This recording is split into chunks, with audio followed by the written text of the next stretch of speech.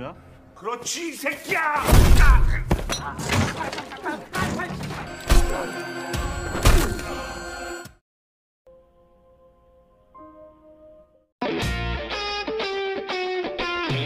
Halo guys, gimana kabarnya hari ini? Masih dengan dunia perdrakoran yang gak ada habisnya. Untuk drakor yang bakal kita bahas kali ini mungkin cocok untuk kalian yang sudah judek, sudah enek dengan hukum di negara kita tercinta yang sangat-sangat gatel lah pokoknya. Drakor ini bercerita tentang seorang anak muda yang tiba-tiba kepikiran kalau dia harus menata ulang hukum yang sangat tidak adil dan sangat kacau balau di Korea, di mana hukum semena-mena, koruptor dibiarkan, penjahat tidak dihukum seadil-adilnya. Pokoknya asal ada uang, semua bisa diatur. Nah, suatu hari dia pun mencoba masuk menjadi seorang anggota polisi untuk menjadi pahlawan dari balik kegelapan. Ketika siang hari dia menjadi polisi yang lugu dan polos. Namun ketika malam hari, dia menjadi brutal menghukum semua penjahat demi menegakkan keadilan yang seadil-adilnya. Gimana? Udah penisirin dengan alur ceritanya? Yuk, mari langsung saja kita simak ke alur filmnya. Dan ini dia Vigilante.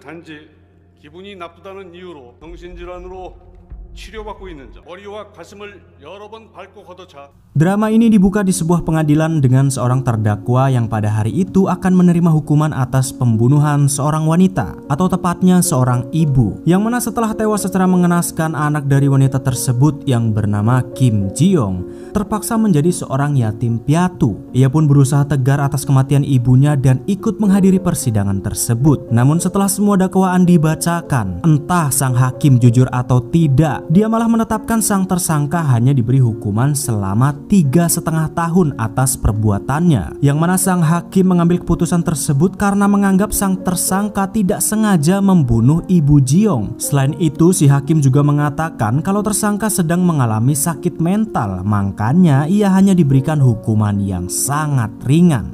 Koyo persis banget koyo neng Konoha.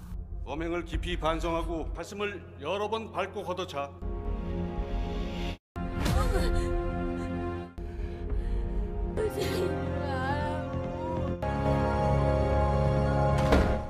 Setelah 12 tahun berlalu, Choi Sung-soo, orang yang telah membunuh ibu Ji-young, ternyata masih saja melakukan kejahatan dan selalu terbebas dari segala dakwaan. Dan selama 12 tahun itu juga, Ji-young yang selalu memperhatikan gerak-gerik Sung-soo pun akhirnya tidak tahan dan memutuskan untuk menghukum si pembunuh ibunya itu dengan tangannya sendiri. Dimana tentu apa yang Ji-young lakukan adalah sebagai bentuk ketidakpuasannya terhadap hukum yang berlaku di Korea, yang selalu saja berat sebelah dan selalu memberi hukuman yang ringan kepada para pelaku kejahatan.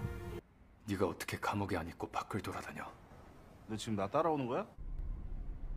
야, 이 새끼야!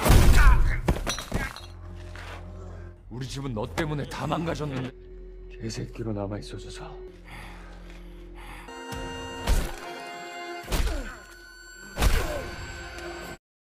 Keesokan harinya kita akan dilihatkan sisi lain dari Kim Ji-young yang telah berhasil membunuh Choi Sung-yo sebagai bentuk balas dendamnya. Yang ternyata walaupun Ji-young sangat tidak puas dengan hukum yang berlaku di Korea, nyatanya ia memutuskan untuk bergabung dan menjadi seorang polisi. Yang mana tentu Ji-young menjadi seorang polisi tidak lain dan tidak bukan untuk menegakkan hukum yang selama ini sangat berat sebelah. Ji-young juga memanfaatkan pelatihan judo yang ada di kepolisian tersebut untuk terus mengasah kemampuan bertarungnya agar ia bisa menghukum semua penjahat yang masih berkeliaran. Dan tentu semua itu dilakukan oleh Ji-young tanpa ada satu orang pun yang mengetahuinya, termasuk para sahabatnya di instansi kepolisian.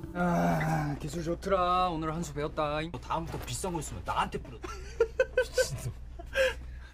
Setelah bekerja sebagai polisi, malam harinya Ji-young selalu melihat berita kriminal terbaru yang sedang ditayangkan di televisi maupun di media sosial. Dan setiap kali Ji-young melihat berita kriminal, ia pun semakin kesal dengan hukum yang berlaku di Korea. Seperti berita yang satu ini, dimana pada hari itu baru saja ada seorang penjahat yang dibebaskan oleh pihak kepolisian karena alasan yang konyol. Padahal para penjahat itu sudah mengobrak-abrik sebuah toko dan mencelakakan pemilik toko tersebut. Namun dengan alasan alasan yang sangat ngawur, para penjahat itu malah dibebaskan dengan dalih tidak sengaja melukai sang pemilik toko, yang mana tentu hal tersebut pun membuat Ji-yong semakin murka. Dan ketika malam harinya Ji-yong sedang memburu mereka, benar saja Ji-yong pun melihat para begundal yang katanya tidak sengaja melukai pemilik toko. Nyatanya mereka kembali datang ke sana dan mencoba melukai mereka lagi. Dan karena memang bukti sudah ada di depan matanya, Ji-yong pun langsung bertindak dan menghabisi mereka.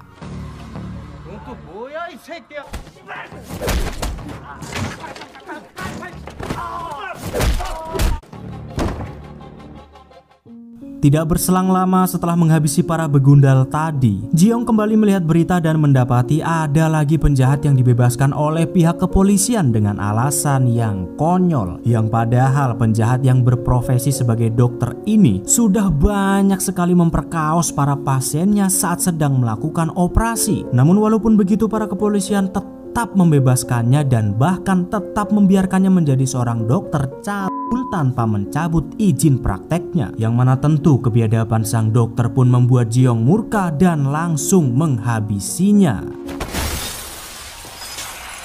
누구세요? 다른 직업 알아봐.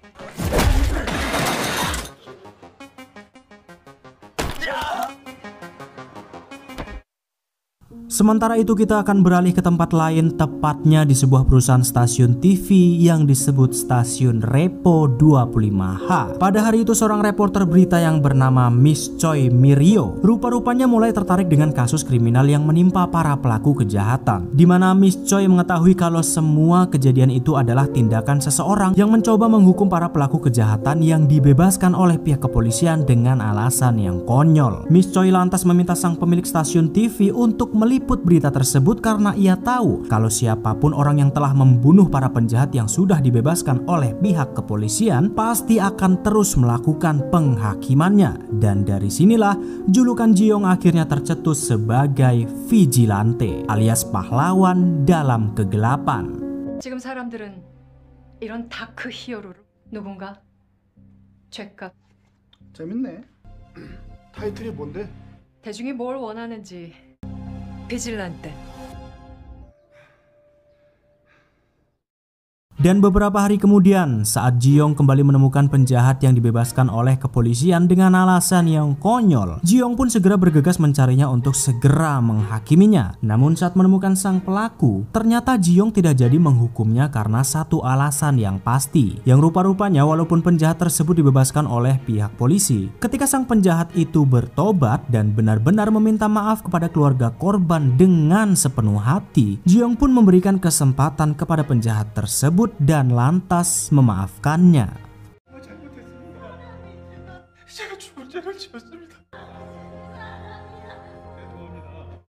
Sementara di sisi lain, setelah Ji-yong tidak jadi membunuh penjahat yang sudah meminta maaf kepada keluarga korban, ternyata Miss Choi sendiri kebingungan karena tidak mendapatkan bahan berita alias tidak ada aksi apa-apa dari sang vigilante. Dan karena Miss Choi sangat percaya kalau vigilante sang penegak hukum dari balik kegelapan memang benar-benar ada, ia pun memutuskan untuk memancing Ji-yong dengan mengungkapkan identitas dari seorang pencabul yang baru saja dibebaskan oleh pihak kepolisian yang bernama Jung Duk-hyung, yang rupa-rupanya Jung ini hanya diberi sanksi hukuman selama 7 tahun setelah memperkaos dan juga menyiksa seorang anak dengan sangat kejamnya. Dan ternyata strategi Miss Choi pun berhasil dan membuat Ji-yong menargetkan Jung sebagai sasaran selanjutnya.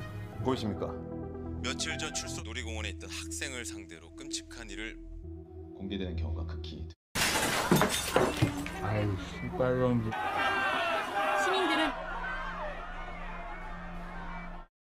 Namun setelah malam hari tiba, Miss Choi yang masih berjaga-jaga di sekitar rumah Jung nyatanya tidak kunjung mendapati sang vigilante Ji-yong hadir di sana untuk memburunya. Dan ternyata Miss Choi malah mendapati Jung yang sangat mencurigakan mengendap-endap keluar dari rumah dengan menggunakan pick up. Miss Choi lantas terus mengikutinya sampai di pelabuhan Incheon dan malah kehilangan Jung, yang rupa-rupanya Miss Choi baru menyadari kalau Jung datang ke pelabuhan Incheon karena hendak kabur dari Korea.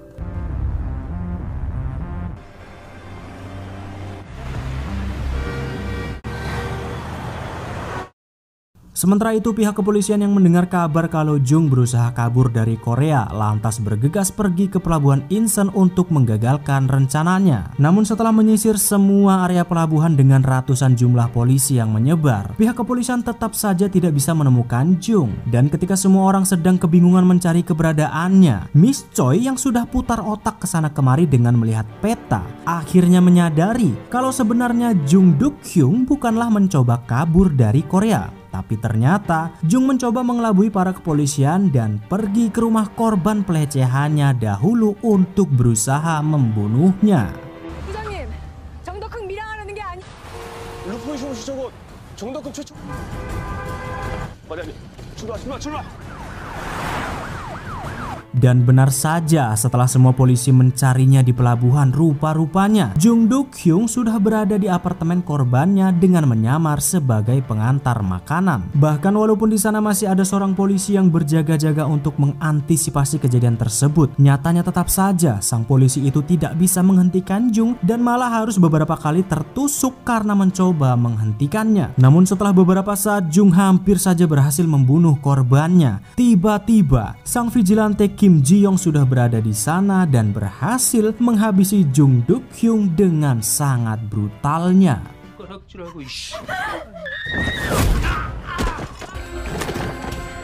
평생 반성하면서 살았어야지.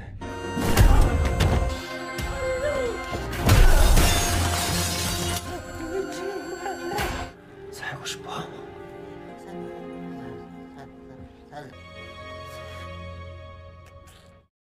Setelah Ji-young berhasil menuntaskan misinya, para kepolisian dan juga Miss Choi yang sudah sampai di sana pun dibuat amat sangat terkejut dengan apa yang mereka lihat. Yang mana setelah ia berhasil menghabisi Jung Duk-hyung dengan sangat kejamnya, Ji-young lantas menuliskan sebuah pesan kepada semua orang yang bertuliskan jaring surga. Yang mana pesan tersebut Ji-young tuliskan adalah untuk mengkonfirmasi bahwa sang vigilante yang selama ini bersembunyi di balik bayang-bayang akan terus beraksi memberantas semua penjahat yang tidak diadili dengan benar. 선처를 받으면 안 되는 나쁜 놈들아, 그 구멍을 메우겠다. 이게 정의다.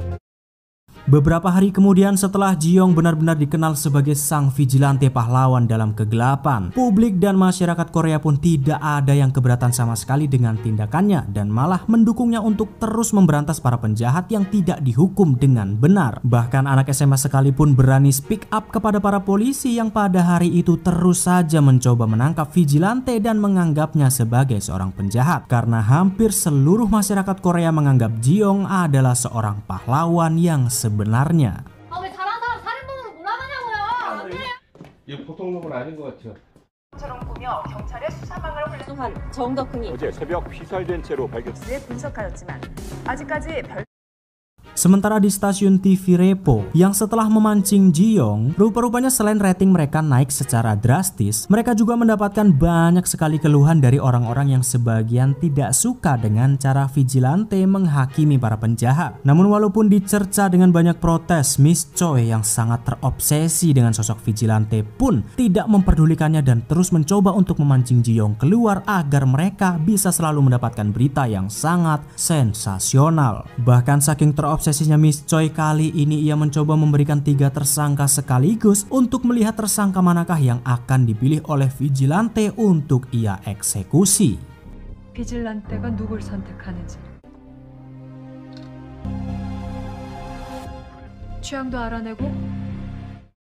Dan benar saja setelah berita itu dimuat oleh stasiun Repo, Ji-young yang melihat ketiga tersangka itu pun langsung tertuju kepada satu tersangka pembunuhan yang bernama Seo Do-yup. Ia memilihnya karena Do-yup ini disangkakan telah membunuh satu keluarga dengan sangat kejam dan hanya diberikan hukuman penjara beberapa tahun saja. Padahal polisi mengetahui kalau Do-yup dan juga teman-temannya sengaja membobol rumah mantan bosnya dan membunuh mereka semua. 무참히 살해.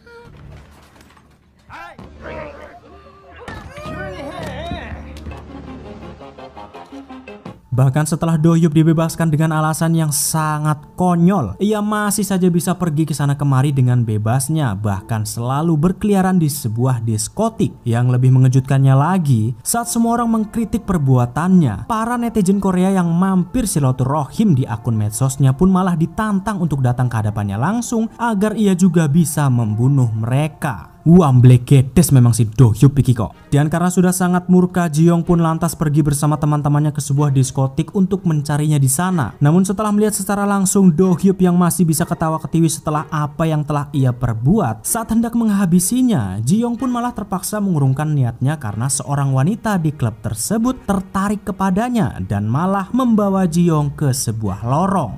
몇 살이야? 나 그냥 대학생.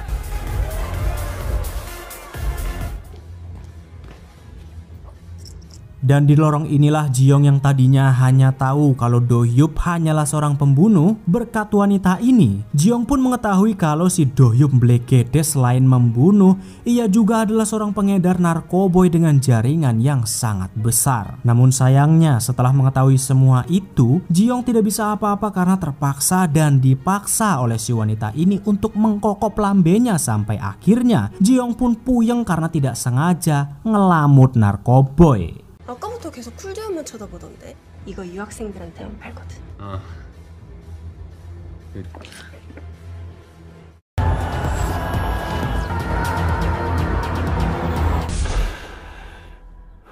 Setelah gagal mengeksekusi Do-hyuk di diskotik, Ji-young lantas mulai menyelidiki jaringan narkoboy yang selama ini ada di seluruh diskotik di Korea. Selain hendak mengeksekusi Do-hyuk, dengan menyelidiki jaringan tersebut, Ji-young bertujuan agar ia juga bisa menangkap sang bandar yang selama ini selalu memasok narkoboy kepadanya. Dan setelah berhari-hari pengintaian, Ji-young pun akhirnya mengetahui siapa dan di mana Do-hyuk bertransaksi serta menyimpan semua narkoboy dan juga uangnya.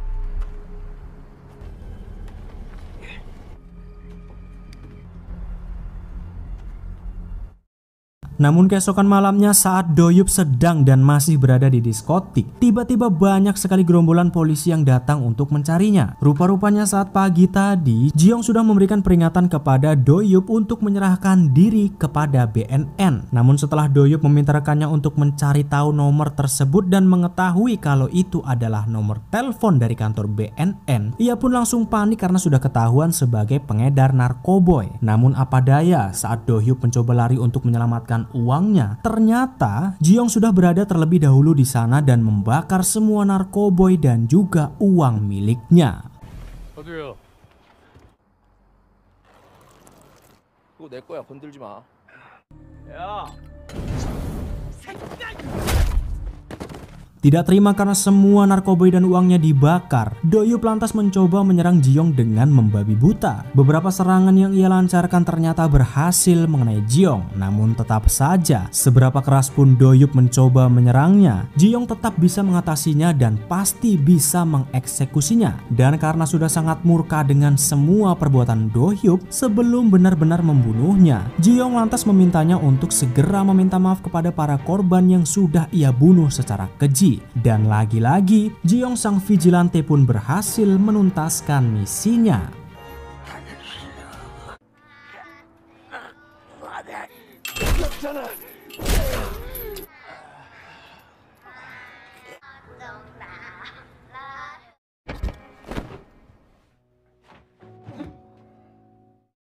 Setelah Ji-young berhasil mengeksekusi Do-hyuk, berita tentang sang vigilante pahlawan di balik kegelapan pun semakin mencuat dan memicu publik dengan berbagai reaksi. Ada yang sangat mendukung tindakannya, ada juga yang tidak suka dengan caranya menghakimi para penjahat. Namun tetap saja apa yang dilakukan Ji-young membuat kebanyakan masyarakat puas dan bahkan beberapa penjahat jadi takut dan malah menyerahkan diri ke pihak kepolisian karena takut dengan sosok vigilante.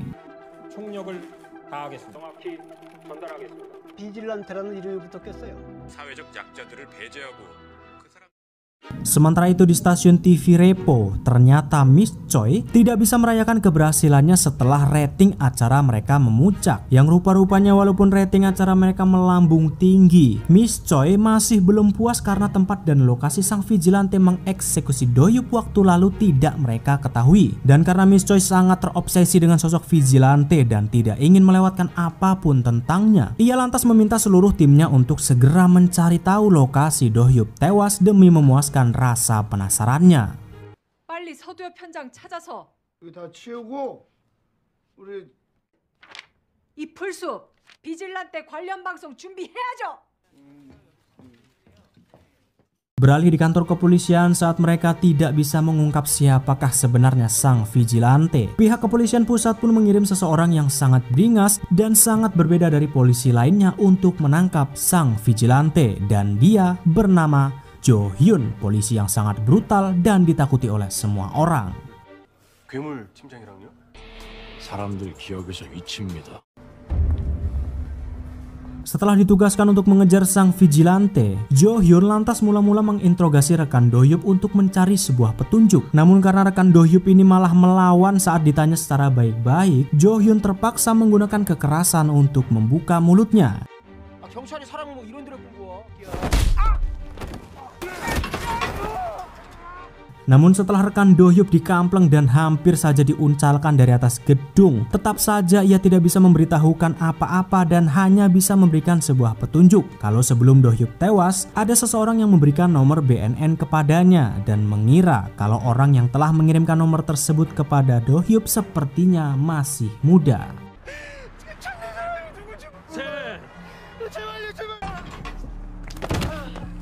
Dan walaupun Jo Hyun hanya bisa mendapatkan informasi yang sangat minim tentang siapakah sosok sebenarnya dari sang vigilante, ia tetap optimis dan yakin kalau dia pasti akan bisa menangkap vigilante yang menurutnya sudah sangat melewati batas. 어떻게든 증거 나오고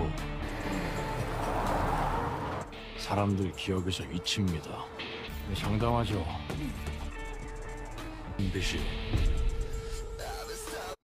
Kini setelah nama vigilante sudah sangat melekat di hati masyarakat sebagai pahlawan dari balik kegelapan, akhirnya sesuatu yang sangat tidak diperkirakan oleh Ji-young sendiri pun terjadi, di mana ada banyak sekali anak-anak muda yang mencoba meniru dirinya dan meniru perbuatannya sebagai vigilante untuk memburu dan membunuh semua pelaku kejahatan yang bisa dengan mudahnya bebas dari hukum. 이건 천벌이다.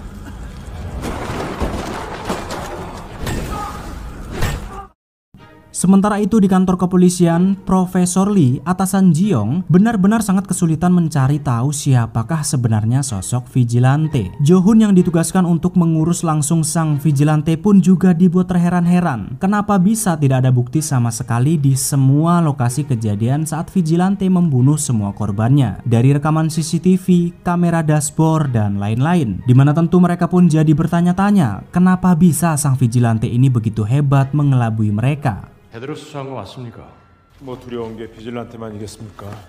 비질란테를 의심할 만한 인물은 없었고요.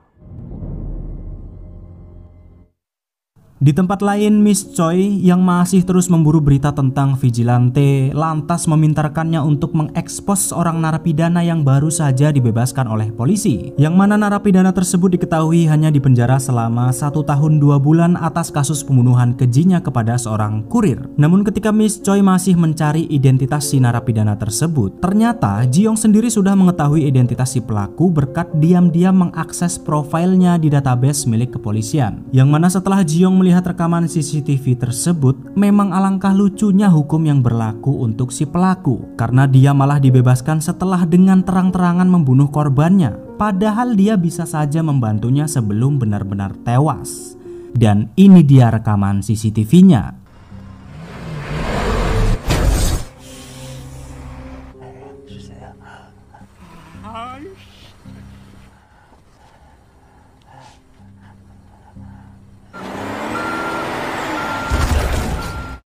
Tentu melihat kebiadaban si narapidana dan juga hukum yang benar-benar kacau balau di depan matanya sendiri, Ji-young pun semakin murka dan enek dengan para penegak hukum di Korea. Namun ketika Ji-young masih mencoba mengakses semua profil si narapidana, tiba-tiba sahabatnya Min Sun-wook malah memergokinya. Namun beruntungnya Ji-young tidak gugup dan bisa membuat alibi. 뭐해?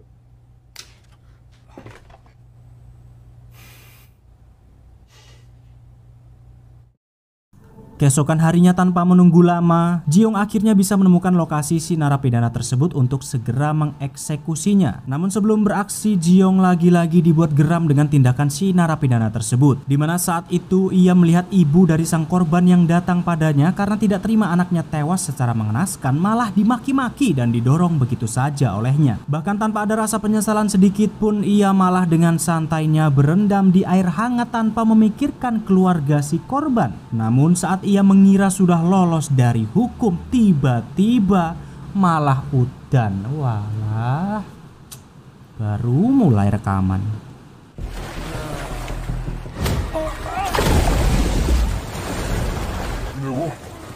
너 잡으러 온 귀신이 다 있어. Setelah berhasil mengeksekusi si narapidana tadi, Ji-yong yang saat itu hendak pulang tidak sengaja bertemu dengan seorang lansia di perempatan jalan. Yang sebenarnya mereka cukup sering bertemu karena Ji-yong selalu membantunya saat sedang mencari kardus. Dan ketika sedang membantu si nenek, tiba-tiba berita dari stasiun TV pun menyiarkan tentang kematian si narapidana tadi. Namun saat berita itu disiarkan, entah kenapa Ji-yong malah seperti kebingungan seolah-olah bukan dia yang telah membunuhnya. 경찰은 이번 살인이 모방범이 아닌 진짜 이정우 기자가 보도합니다. Dan beberapa hari kemudian saat stasiun TV kembali menyiarkan para pelaku kejahatan yang dibebaskan oleh hukum dengan alasan yang konyol, tanpa menunggu lama, sang vigilante palsu ini pun langsung memburu mereka untuk segera mengeksekusinya. Namun kali ini tindakannya benar-benar sangat kejam dan brutal, mengeksekusi semua targetnya. Dimana yang biasanya Ji-yong hanya menargetkan seorang pembunuh, si vigilante palsu ini malah dengan brutalnya menghabisi seorang wanita pencuri dan juga remaja dengan kasus pemerkosaan. 보안관 때문에 남편 죽인 거 아니라니까요. 제발 살려주세요. 아, 살려줄 수 없지. 죽이러 와. 너 얘 기억하지? 그래서 성폭행을 했어? Tidak berselang lama setelah para targetnya tewas, sang vigilante palsu dengan terang-terangan berani muncul di televisi untuk memberikan pesan yang membuat semua orang sangat antusias. Di mana pesan yang disampaikan oleh vigilante palsu ini adalah untuk memberitahukan kepada pihak kepolisian bahwa ia akan terus mengeksekusi semua pelaku kejahatan yang tidak diberi hukuman seadil-adilnya dan malah dibebaskan dengan alasan yang sekonyol-konyolnya. 비질런테 활동은 범죄입니다. 가해자보다 피해자의 인권을 우선시하는 미워하는 인간의 본능에 따를 모르는 게 아니라 될 것입니다. Setelah kemunculan sosok vigilante palsu, Miss Choi selaku orang yang mencetuskan nama vigilante akhirnya memutuskan untuk tampil di acara debat untuk menyuarakan keinginan vigilante yang asli. Tentu semua itu dilakukan Miss Choi karena apa yang dilakukan oleh vigilante yang palsu sangat bertentangan dengan Ji-yong. Miss Choi lantas menegaskan kepada semua orang, terutama pihak kepolisian yang memegang kendali hukum di Korea, agar mereka lebih serius menangani para penjahat dan menghukum semua pelaku kejahatan dengan seberat-beratnya dan seadil-adilnya. Karena menurut Miss Choi, para kepolisian tidak berhak menentang tindakan vigilante mengeksekusi semua penjahat-penjahat itu, karena mereka sendirilah yang telah menciptakan sosok vigilante, sebab hukum yang sangat berat sebelah dan tidak adil kepada keluarga korban. Dan dari penyampaian Miss Choi yang begitu amat emosional, Ji-yong yang melihat berita itu pun mulai tertarik dengan sosok Miss Choi yang sepemikiran dengannya. 범죄는 의원님들의 직무유기가 인생이 송두리째 바뀌거나 태를 만들었다고 생각하지는 않으십니까?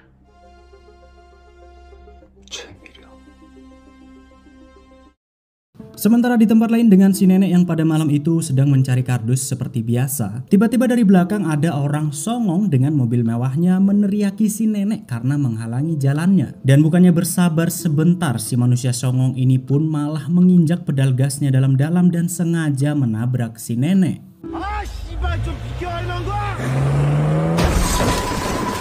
Tidak terima si nenek ditabrak, tetangganya yang pada saat itu melihat kejadian tersebut lantas langsung menghampiri si pelaku dan memintanya untuk meminta maaf. Namun bukannya menurut, si pelaku malah memberikan bogoman mentahnya dan terpaksa si tetangganya itu pun membela diri dan menampar si pelaku sampai benar-benar babak belur.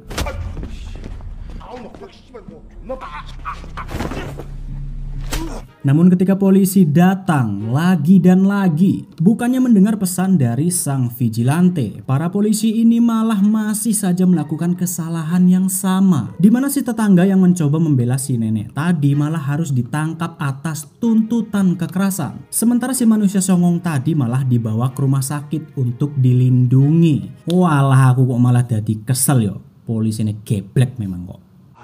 그래도 이거 저렇게 때리면 어떡합니까? 얘 먼저 담배 들길래. 이걸 어떻게? Hingga keesokan harinya berita si nenek ditabrak dan pelaku penabrakan itu malah dilindungi oleh polisi pun sampai ke telinga Jiong. Dimana tentu melihat berita tersebut, apalagi si nenek adalah orang yang ia kenal, Jiong pun lantas menjadi sangat murka dengan si pelaku dan juga dengan hukum yang memang sangat-sangat konyol. Apalagi ternyata kakak dari sang pelaku yang bernama Jang Sunil bukannya meminta maaf kepada si nenek, ia malah mendatanginya dengan marah-marah dan memaksa si nenek untuk berdamai dengan sejumlah uang. Tentu melihat kelakuan kakak beradik yang sangat biadab itu pun membuat Jiong yang saat itu ada di sana langsung mengeksekusinya.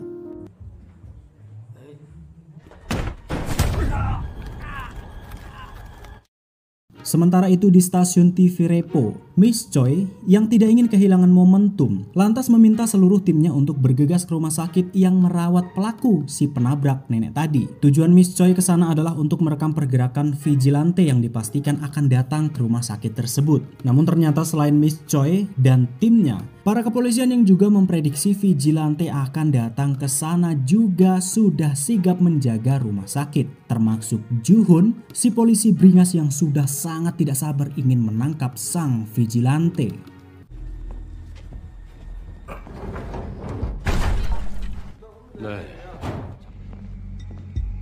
Namun setelah beberapa jam menunggu, ternyata Miss Choi dan para kepolisian tidak menemukan adanya tanda-tanda kalau sang vigilante datang ke rumah sakit itu untuk mengeksekusi si pelaku biadab yang dengan enaknya berbaring di kasur empuk setelah melakukan kejahatan. Namun ketika seorang polisi yang menjaganya tiba-tiba keluar kamar karena mendapatkan telepon yang katanya mobilnya di parkiran disenggol oleh seseorang, di saat itulah tanpa ada yang mengetahui, ternyata Jiong sudah berada di rumah sakit tersebut dan langsung mengeksekusi si pelaku.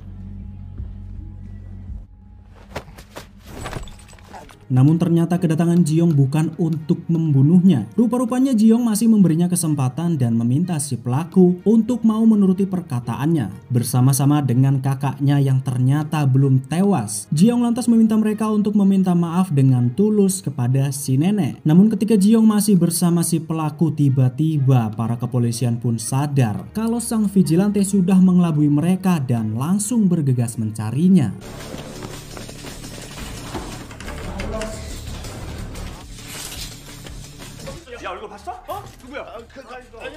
Tapi ketika Jiong berusaha kabur dengan menyamar sebagai dokter saat berpapasan dengan Juhun, ternyata Juhun sang polisi beringas menyadarinya dan berusaha mengejar Jiong. Namun beruntungnya setelah menyebarkan seluruh timnya untuk mengepung rumah sakit, ternyata Jiong berhasil keluar dari rumah sakit tersebut dengan sangat aman.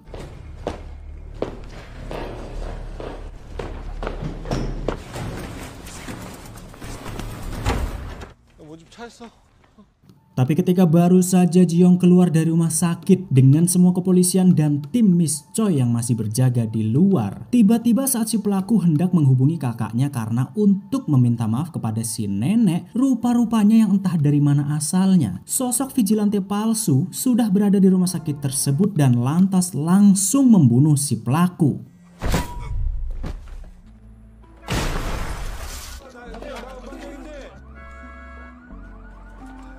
Dan ketika semua perhatian orang-orang sedang tertuju kepada pelaku yang sudah tewas, Jiong yang masih berada di sana di sekitar rumah sakit lantas tidak sengaja melihat sang vigilante palsu yang saat itu berusaha kabur dari rumah sakit tersebut. Tidak ingin melewatkan kesempatan itu, Jiong lantas berusaha mengikuti si vigilante palsu yang saat itu mencoba kabur dengan mengendarai ambulan.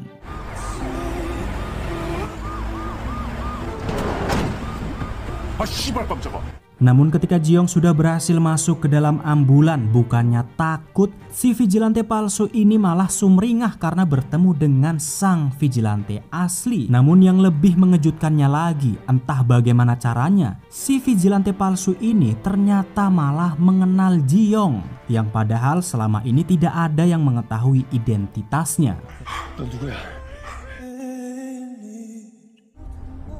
반갑다, 지영아.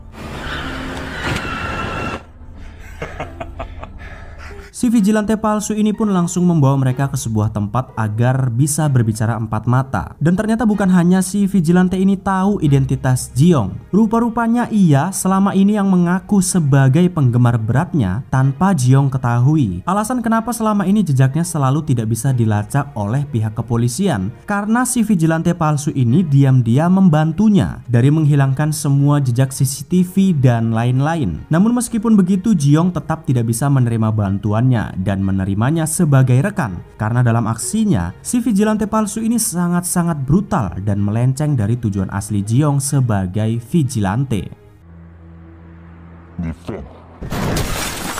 잠깐만. Namun walaupun Jiong sudah menolak bantuannya sambil terus berkelahi, si vigilante palsu ini tetap kekeh ingin menjadi rekannya agar Jiong tidak tertangkap. Karena rupa-rupanya si vigilante palsu ini juga mengetahui kalau Jiong sudah diburu oleh pihak kepolisian dan mungkin sebentar lagi kedoknya akan terungkap. Namun tanpa memperdulikan ucapan si vigilante palsu, Jiong juga tetap kekeh tidak akan bekerja sama dengannya apalagi menerima bantuannya. Bahkan ketika Jiong berhasil mengalahkan si vigilante palsu, ia sama sekali tidak tertarik dengan siapakah sosok di balik topeng itu. 지금도 경찰은 너를 턱밑까지 쫓아왔을걸? 계속 안 잡힐 것 같아.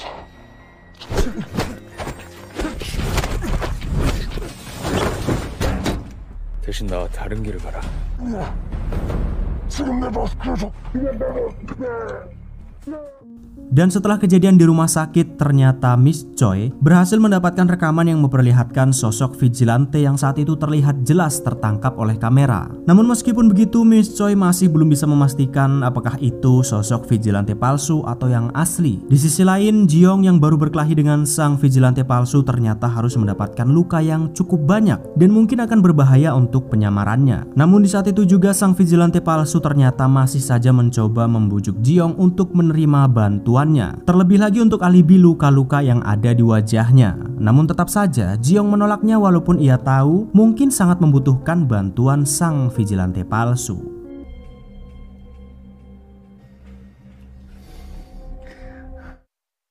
Di tempat lain kita akan beralih dengan seorang pengusaha kaya raya yang bernama Jo Jang Ok, yang ternyata sang vigilante palsu yang selama ini membantu Jiong adalah dirinya. Yaps, ternyata Jang Ok ini adalah benar-benar penggemar sejati Jiong. Karena saat ia mengetahui kalau Miss Choi mendapatkan rekaman tentang sang vigilante, ia pun segera pergi ke stasiun TV Repo untuk menemui Miss Choi dan membicarakan perihal rekaman tersebut. 찍었을 수도 있다면서요. Tanpa memberitahukan kalau dirinya adalah sang vigilante palsu, Jang Ok yang mencoba memujuk Miss Choi untuk mau menyerahkan rekaman tersebut dengan embel-embel dia akan menjadi sponsor terbesar untuk stasiun TV Repo. Ternyata Miss Choi tidak tertarik sama sekali dan tetap mempertahankan rekaman tersebut. 제안이 감사하기는 한데요. 지배를 받지 않습니다, 국장님. 저 잠깐 단둘이 있고 싶은. 그럴까요? Namun setelah mengetahui kalau Miss Choi tidak bisa dilobi dengan sejumlah uang, Jang Ok lantas berterus terang kepadanya kalau ia juga seorang penggemar berat vigilante sama seperti dirinya. Jang Ok juga mengatakan kalau memang mereka peduli dengan sang vigilante dan tidak ingin pihak kepolisian menangkapnya. Maka Miss Choi harus mau bekerja sama dengannya dan memberikan bukti rekaman tersebut agar sang vigilante yang selama ini mereka kagumi bisa terus memberantas penjahat dan hukum yang sangat tidak adil di Korea. 우리가 그를 지켜줍시다.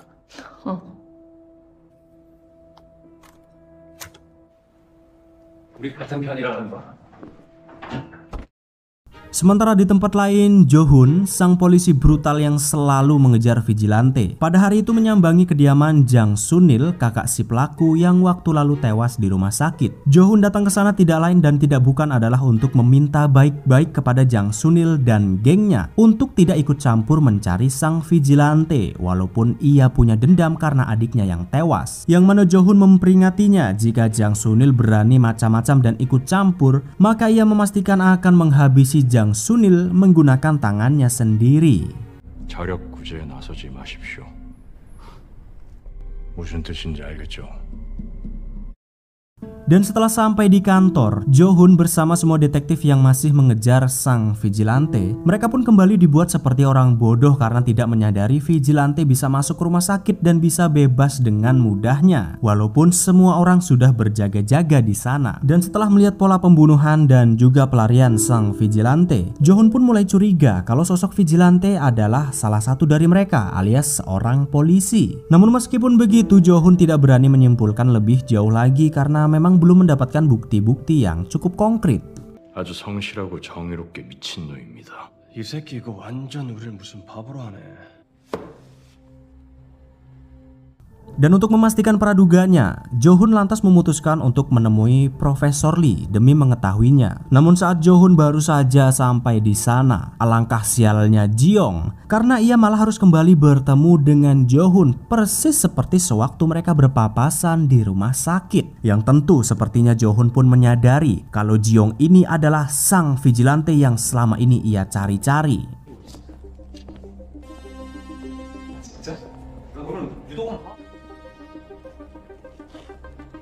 Setelah bertemu dengan Profesor Lee, Jo-hun pun bertanya kepadanya tentang siapakah murid-murid yang sedang berada di bawah bimbingannya. Karena Jo-hun melihat sesuatu yang mencurigakan pada komputer yang terletak di kantor Profesor Lee. Namun karena kode etik kepolisian, Profesor Lee pun tidak memberitahukan identitas murid-muridnya walaupun itu ke sesama polisi. Namun karena Jo-hun sudah mencurigai kalau sang vigilante adalah bagian dari mereka, ia pun mencoba bertanya kepada Profesor Lee tentang bagaimana jika sang vigilante adalah bagian dari mereka. Dan ternyata tanggapan Profesor Lee adalah belum kepikiran sampai ke tahap itu.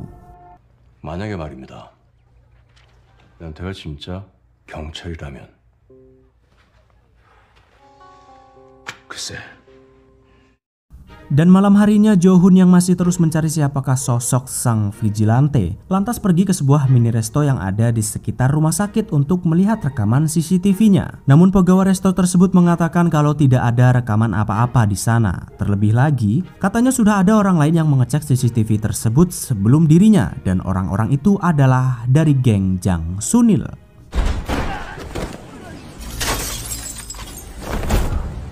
내가 얌전히 있으라고 했지. Setelah beberapa hari yang lalu, Jang Sunil yang sudah diperingati oleh Jo-hun untuk tidak ikut campur dalam urusan vigilante, ternyata ia masih saja ngeyel dan menganggap ancaman Jo-hun hanyalah gertakan belaka. Karena masih ngeyel dan tidak mau mendengarkan ucapannya, Jo-hun yang murka pun langsung membuktikan kepada Jang Sunil kalau dia bukanlah polisi yang baik hati pada umumnya dan bisa melumat habis geng mereka walau hanya seorang diri.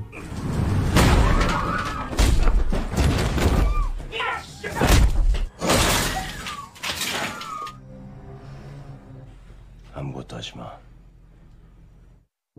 Di tempat lain yakni di kantor kepolisian, sang Profesor Lee sedang mengabsen satu persatu dari mereka. Tiba-tiba Profesor Lee meminta Ji-young untuk berdiri. Ternyata Profesor Lee curiga dengan bekas luka-luka yang ada di wajahnya. Karena penasaran, Profesor Lee lantas meminta Ji-young untuk menjelaskan apa yang menyebabkan wajahnya hingga bisa terluka seperti itu. Namun saat Ji-young sedang berusaha membuat alibi untuk wajahnya yang babak belur, tiba-tiba ada seseorang yang mencari Ji-young dan katanya mereka dari pihak kepolisian sektor lain. 이분 맞으세요? 맞아요. 저분이 절 구해줬어요. 용산경찰서 형사과에서 나왔습니다. Rupa-rupanya saat Ji-young tidak bisa menjelaskan bekas babak belur di wajahnya, ada seorang wanita yang entah siapa mengaku telah diselamatkan oleh Ji-young dari preman beberapa waktu yang lalu. Dia juga memberitahukan kepada Profesor Lee kalau bekas luka di wajahnya akibat Ji-young yang berkelahi dengan preman-preman itu saat menyelamatkannya. Yang rupa-rupanya wanita ini adalah suruhan dari Jang Ok, si vigilante palsu, untuk membuat alibi dan menyelamatkan Ji-young. 아까 왜 사실대로 말을 안 한 거야? 저분이 절 구해줬어요. 이후 불문. 폭력은 폭력인 학생이 민간인과 싸운 게 문제가 될 수 있다고 생각했습니다. 경찰대 학생일 줄은 몰랐습니다. Setelah mendapatkan bantuan dari Jang Ok dan mengetahui kalau dirinya benar-benar terancam, Ji-young lantas jadi galau bukan main dan jadi kepikiran apakah ia harus menerima tawaran Jang Ok atau tidak. Namun setelah dipikir-pikir dan terus dipikir, Ji-young ternyata menyadari memang tidak bisa lagi mempertahankan penyamarannya sebagai vigilante jika hanya seorang diri. Apalagi ada Jo-hun, seorang polisi brutal yang sangat ngebet sekali ingin menangkapnya. Dan setelah beberapa saat merenung, akhirnya Ji-young pun memutuskan untuk menerima Jang Ok sebagai rekannya.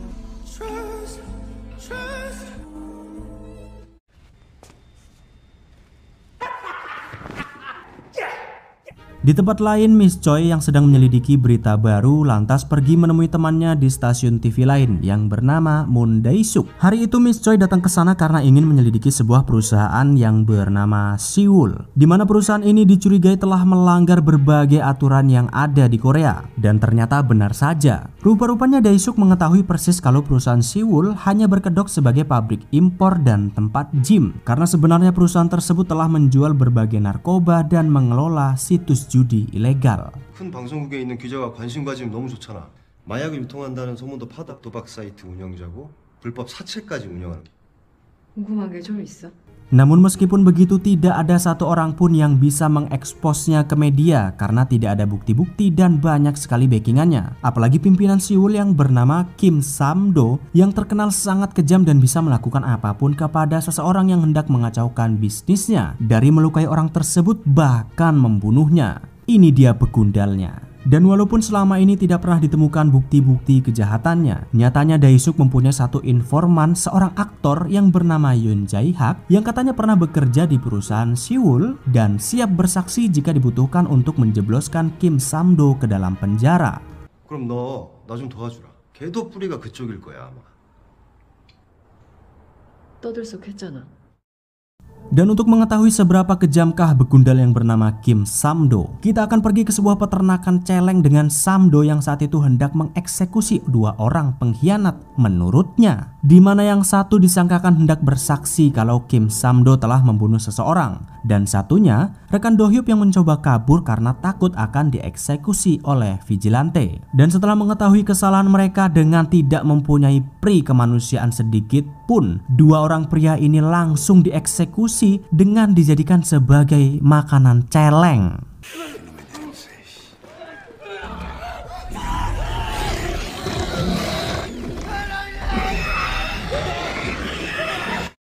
Sementara itu keesokan harinya, Miss Choi dan juga Dae-suk yang hendak mengungkap kejahatan Kim Sam-do ke publik lantas pergi ke rumah si aktor Yoon Jae-hak untuk menjemputnya. Namun begitu sampai di sana saat Dae-suk mencoba memanggilnya, si aktor sendiri sepertinya tidak sedang di rumah. Tapi yang anehnya, pintu rumah Jae-hak sendiri ternyata tidak dikunci. Dan setelah mereka masuk ke dalam, alangkah terkejutnya karena mereka melihat si aktor yang sudah tewas tergelantung di dalam rumahnya, yang sepertinya si aktor telah dieksekusi oleh Kim Sam-do karena mencoba bersaksi atas kejahatannya. 경찰을 볼게. Dan setelah menemukan si aktor yang tewas, Miss Choi serta Dae-suk pun mencoba melaporkannya kepada pihak yang berwajib. Namun saat mereka mengatakan ada kejanggalan terhadap jasad si aktor yang tidak mungkin melakukan bunuh diri, bapak polisi ini malah tidak mau mendengarkan mereka sama sekali dan malah membuat Miss Choi jengkel, yang padahal mereka mempunyai cukup bukti yang kuat kalau si aktor sepertinya dibunuh oleh seseorang. 유서도 발견이 됐다니까요. 알았으니까 그만 가보세요. Sementara di tempat lain, Ji-young yang saat itu sudah memutuskan untuk bekerja sama dengan Jang Ok lantas pergi ke sebuah mall untuk bertemu dengannya di sana. Bersama dengan dua orang sahabatnya, Ji-young pun berpura-pura hanya sekedar ingin cuci mata di mall tersebut. Namun saat mereka baru saja masuk, tiba-tiba ada seorang wanita yang memanggilnya, yang ternyata wanita ini adalah suruhan Jang Ok agar Ji-young bisa menjauh sebentar dari dua orang temannya. 저 기억하시죠? 밖에? Namun setelah Ji-young pergi bersama wanita itu, ternyata dari belakang ia menyadari kalau ada orang yang sedang mengikutinya, yakni si polisi beringas Jo-hun. Entah bagaimana caranya si Jo-hun ini bisa mengetahui lokasi Ji-young. Namun karena sudah tidak bisa menghindar lagi, Ji-young pun berusaha sebisa mungkin untuk bersikap tenang sewajarnya dan berbicara empat mata dengan Jo-hun. 너 나 본 적 있지? 비질란테가 무슨 말씀이신지 잘 모르겠습니다. Namun ternyata setelah Ji-young mencoba bersikap setenang mungkin, rupa-rupanya Jo-hun terus saja mencoba memprovokasi Ji-young agar ia mau mengungkapkan jati dirinya yang sebenarnya. Karena ternyata si Jo-hun ini memang sudah benar-benar yakin kalau Kim Ji-young lah sang vigilante yang selama ini ia cari-cari. Namun apakah ini benar-benar akhir dari Jeong, sang vigilante si pahlawan dari balik kegelapan? Dan kira-kira masih bisa selamatkah Jeong dari genggaman si polisi beringas Jo-hun? 김지용, 네, 충고하는 거야.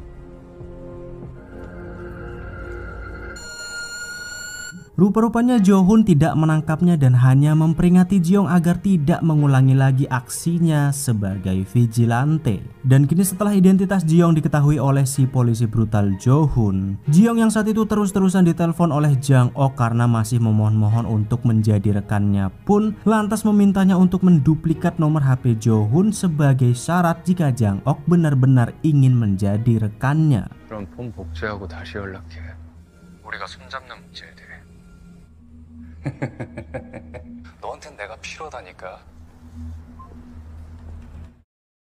Sementara di tempat lain, Miss Choi bersama dengan Dae-suk yang mencoba terus menyelidiki kebusukan Kim Sam-do, pimpinan Siwul, lantas pergi ke sebuah tempat untuk mencari bukti-bukti yang ditinggalkan oleh informan Dae-suk, yakni si aktor yang tewas gantung diri. Dan setelah sampai di tempat itu, mereka pun mendapati banyak sekali komputer-komputer yang digunakan untuk mengatur server judi ilegal milik Kim Sam-do. Ternyata alasan kenapa para kepolisian tidak bisa menemukan bukti-bukti bisnis haramnya adalah karena Kim Sam-do telah menyembunyikan semua komputer-komputer tersebut di berbagai tempat yang tidak mungkin dicurigai oleh pihak kepolisian. Namun ketika Miss Choi dan Dae-suk baru saja hendak merekam tempat itu, tiba-tiba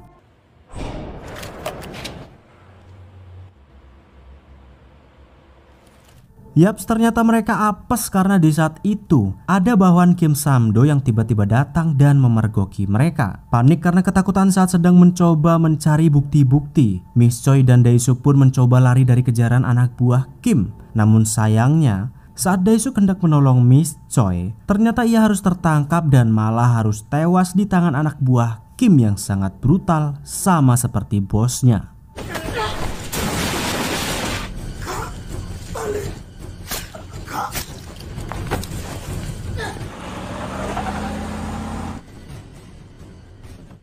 Setelah Miss Choi berhasil kabur dan membawa para polisi ke sana untuk melihat tempat tersebut, ternyata hari itu juga semua komputer-komputer di sana sudah kosong, alias sudah diangkut untuk menghilangkan bukti-bukti. Bahkan dengan sigapnya jasad Dae-suk yang tewas saat hendak menolong Miss Choi juga sudah tidak ada di tempat. Yang mana tentu laporan Miss Choi itu pun jadi tidak ditanggapi serius oleh para kepolisian. Yang padahal Miss Choi sendiri punya bukti-bukti rekaman kalau tadi ada banyak sekali komputer di lokasi tersebut. 가시죠.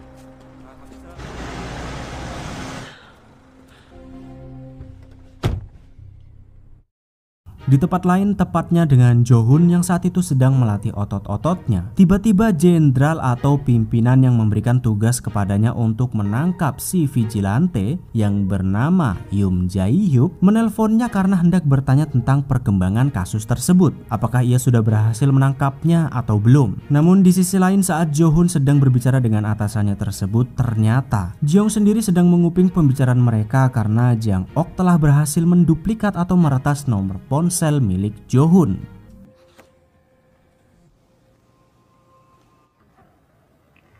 Dan beberapa jam kemudian saat Jeong masih mengecek siapa-siapa saja yang Jo-hun hubungi melalui nomor yang sudah diduplikat, tiba-tiba stasiun TV Repo yakni Miss Choi telah menyiarkan berita yang sangat-sangat mengejutkan kepada publik, di mana Miss Choi memberitakan bahwa perusahaan Siwul yang dipimpin oleh Kim Sam-do bukanlah perusahaan jasa, melainkan perusahaan narkoboy dan juga judi ilegal yang sudah meraup keuntungan sebesar 800 miliar won. Dan bahkan tidak hanya di situ, Miss Choi juga membeberkan sebuah nama-nama yang terkait dengan Kim Sam-do dalam menjalankan bisnis haramnya tersebut. Di antaranya adalah orang dengan julukan tikus, yakni Yoon Jae-hyuk.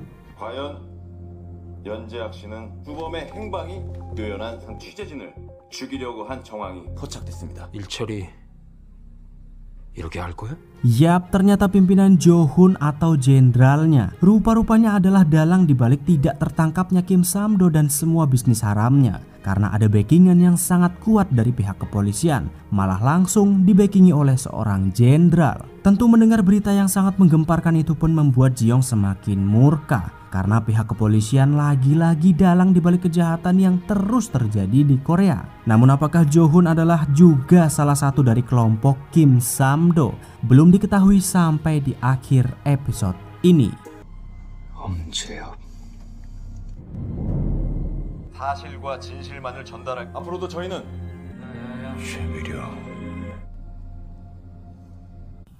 Dan kita akan beralih di tempat lain dengan para begundal anak buah Kim Sam-do yang pada malam itu dengan brutalnya membakar jasad Dae-suk yang tewas waktu lalu. Yang ternyata memang kelakuan Kim Sam-do yang sangat tidak manusiawi itu juga dimiliki oleh semua anak buahnya. Sementara Miss Choi yang baru saja hendak pulang dari siaran terakhirnya tiba-tiba saat hendak menuju mobil, dari belakang ada orang yang hendak menculiknya, yang sepertinya orang ini adalah suruhan Kim Sam-do. Namun belum sempat orang tersebut menculik Miss Choi, tiba-tiba Jo-hun yang entah dari mana sudah berada di tempat itu dan menyelamatkan Miss Choi. Entah yang bagaimana caranya Jo-hun bisa tahu kalau Miss Choi akan diculik, tapi Jo-hun mengatakan kalau dia sengaja datang ke sana tidak lain dan tidak bukan hanya untuk memperingati Miss Choi, di mana ia meminta Miss Choi untuk tidak lagi meliput berita apapun untuk memancing vigilante memburu para penjahat sesuai dengan keinginannya. Karena apabila Miss Choi terus melakukannya, maka Jo-hun sendiri tidak bisa memastikan keselamatannya. Namun setelah mendengar hal tersebut, bukannya takut, Miss Choi malah menentang Jo-hun untuk segera menangkap sang vigilante kalau memang dia bisa. 특정에 눈이 멀어서 방금 같은 상황을 또 만나기 싫다면 근데요. vigilant는 곧 잡힙니다. Setelah memperingati Miss Choi, Jo-hun yang tidak bisa melepaskan buruannya lantas meminta orang yang hendak menculik Miss Choi tadi untuk menuliskan semua daftar nama yang berkaitan dengan Kim Sam-do. Dan penculik itu pun menuliskan 3 nama untuk Jo-hun. Di antaranya ada Bang, tangan kanan Kim Sam-do yang memintanya untuk menculik Miss Choi tadi. Ada Sodul, anak buah Bang, dan juga si peremas yang katanya kekuatan remasnya sangat kuat bahkan bisa membunuh orang. Dan setelah mengetahui beberapa nama, Jo-hun bersama si penculik pun pergi ke sebuah tempat di mana Kim Sam-do melakukan kejahatannya, yakni di sebuah peternakan celeng. 이들 그 자리에 그대로 무릎 꿇어 주십시오. 너 뭐냐? Dan tidak pakai lama setelah sampai di peternakan celeng tersebut, yang walaupun Jo-hun hanya seorang diri, nyatanya dia dengan brutalnya bisa mengalahkan semua anak buah Kim Sam-do dengan tidak lecet sedikit pun.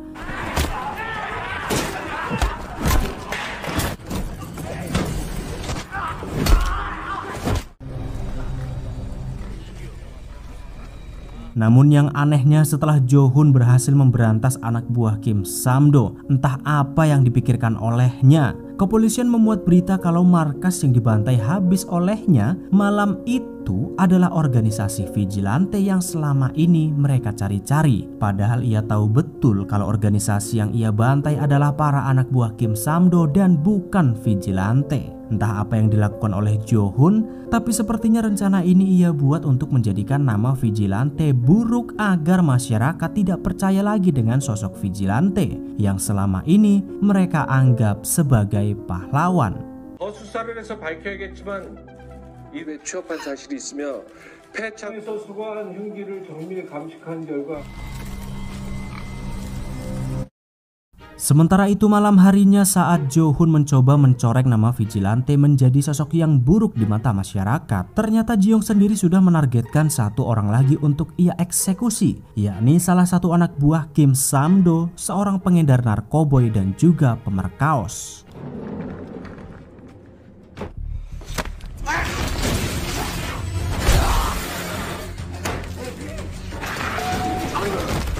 Dan selain berhasil mengeksekusi salah satu anak buah Kim Sam-do, Ji-young ternyata jackpot berhasil menemukan beberapa catatan daftar nama-nama yang menjadi rekan Sam-do dalam pencucian uang haramnya. Selain itu, setelah Ji-young berhasil melakukan aksinya tersebut, ternyata Ji-young juga tidak lupa menuliskan pesan ciri khasnya sebagai vigilante, yakni jaring surga, sebagai tanda dan untuk membuktikan kalau sang vigilante yang disebutkan sebagai organisasi kriminal oleh pihak kepolisian adalah fitnah.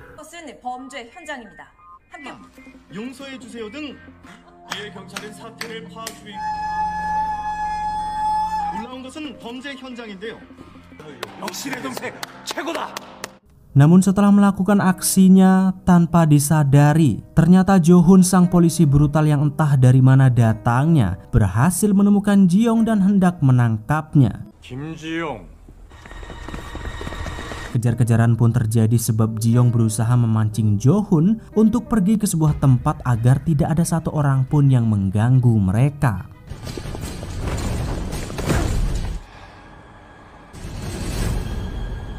Dan setelah sampai di bawah jembatan, pembicaraan yang sangat intens pun berlangsung antara Ji-young dan juga Jo-hun, yang mana Jo-hun meminta Ji-young untuk segera berhenti melakukan aksinya sebagai vigilante. Namun Ji-young menolak karena ternyata ia mengetahui kalau Jo-hun sebenarnya adalah polisi yang tidak jauh beda dengan dirinya. Yang rupa-rupanya Ji-young mengetahui kalau Jo-hun selain seorang polisi, ternyata dia juga melakukan tindakan ilegal dan membunuh orang-orang atas perintah orang penting. Namun ternyata selama ini Ji-young rupa-rupanya salah menilai Jo-hun. Ternyata alasan Jo-hun waktu lalu dan sampai saat ini tidak menangkapnya adalah karena ia sebenarnya ingin merekrut Ji-young sebagai partnernya. Jo-hun juga mengatakan jika Ji-young mau berhenti menjadi vigilante, maka identitasnya tidak akan diungkapkan ke publik dan akan melatih Ji-young agar bisa menjadi polisi yang sangat hebat dan lebih berguna untuk negara. Namun semua tawaran tersebut nyatanya ditolak mentah-mentah karena menurut Ji-young menjadi vigilante adalah tugas yang lebih mulia ketimbang menjadi seorang polisi. Karena yang ia tahu, hukum selama ini tidak berlaku dan sangat tidak adil kepada orang-orang kecil. 정의로울 거라고 믿었던 법이 신성해야만 하는 법이 상대에 따라 말과 판결을 바꾸고 그것은 옳은 행동입니까? Dan setelah mendengarkan semua keluh kesah Ji-young, Jo-hun yang mencoba mendengarkannya dengan seksama pun terus menentang semua pendapatnya. Namun Jo-hun sebenarnya tidak menyalahkan pendapat Ji-young tentang hukum yang memang sangat-sangat bobrok. Melainkan Jo-hun menyayangkan jika Ji-young menggunakan kekuatannya malah untuk menjadi seorang penjahat itu sendiri dan bukan untuk melindungi semua korban-korban kejahatan sebagai seorang polisi. 그런 인간은 시간이 갈수록 괴물이 된다. 물었습니다.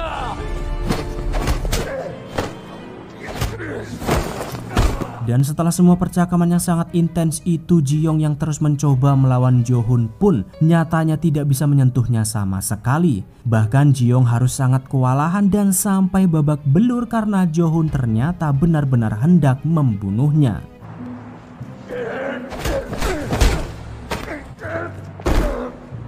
반역자야, 반역자! 죽어라, 반역자 김지용. Namun bukan membunuh Ji-young dalam artian mencabut nyawanya, tetapi Jo-hun hendak membunuh Ji-young sebagai vigilante, yang mana sepertinya Jo-hun masih berniat memaafkan Ji-young agar ia mau dididik menjadi polisi yang sangat hebat dan bisa menjadi partnernya di kemudian hari. 자매들, vigilant는 죽였어. 나와 함께 일하자.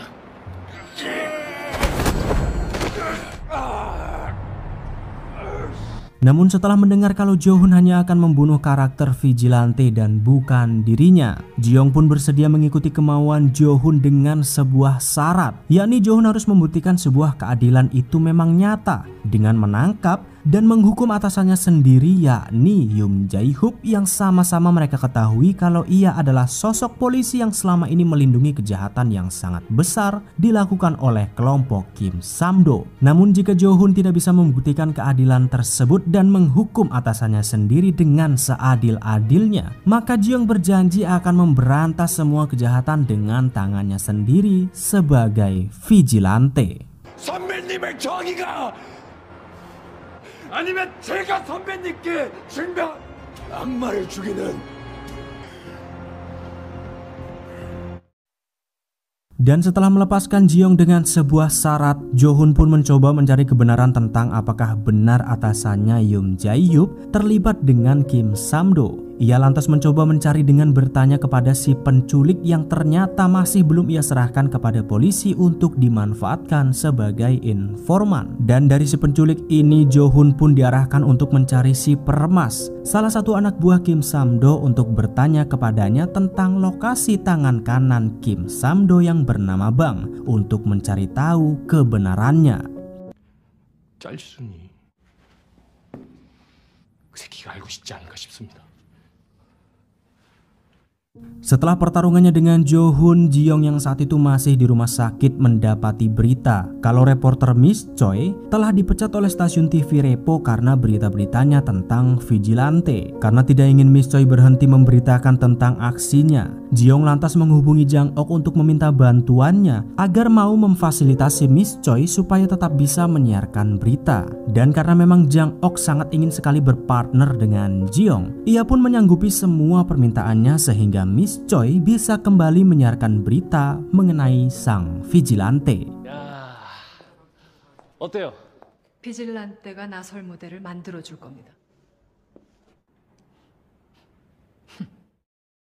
Di tempat lain, Jo-hun yang sudah berhasil menangkap satu lagi anak buah Kim Sam-do yakni si botak peremas. Ia lantas meminta mereka untuk mau memberikan lokasi tangan kanan Sam-do yang bernama Bang agar ia bisa segera menemuinya untuk bertanya langsung apakah benar atasannya Jenderal Yoon Jae-hyuk terlibat dengan mereka. Namun ketika Jo-hun masih terus mencari bukti-bukti, di kantor kepolisian ternyata posisinya sebagai ketua tim penanganan vigilante harus diputus dan digantikan oleh orang lain yang bernama Nam Yoon-gil. Entah siapa sebenarnya Nam Yoon-gil ini, tapi sepertinya dia juga adalah polisi yang cukup brutal sama seperti Jo-hun.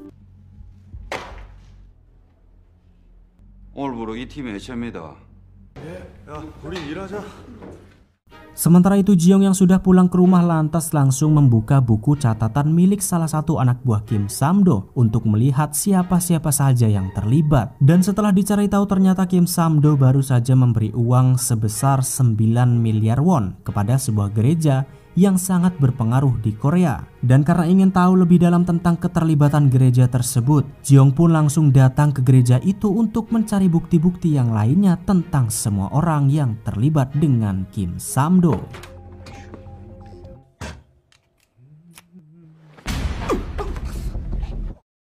Namun ketika Ji-young sudah berhasil mendapatkan bukti-bukti yang lainnya, tiba-tiba dari jendela Ji-young melihat ada seseorang yang sedang mengintipnya. Dan setelah dikejar ternyata orang yang mengintipnya itu adalah vigilante palsu alias Jang-ok.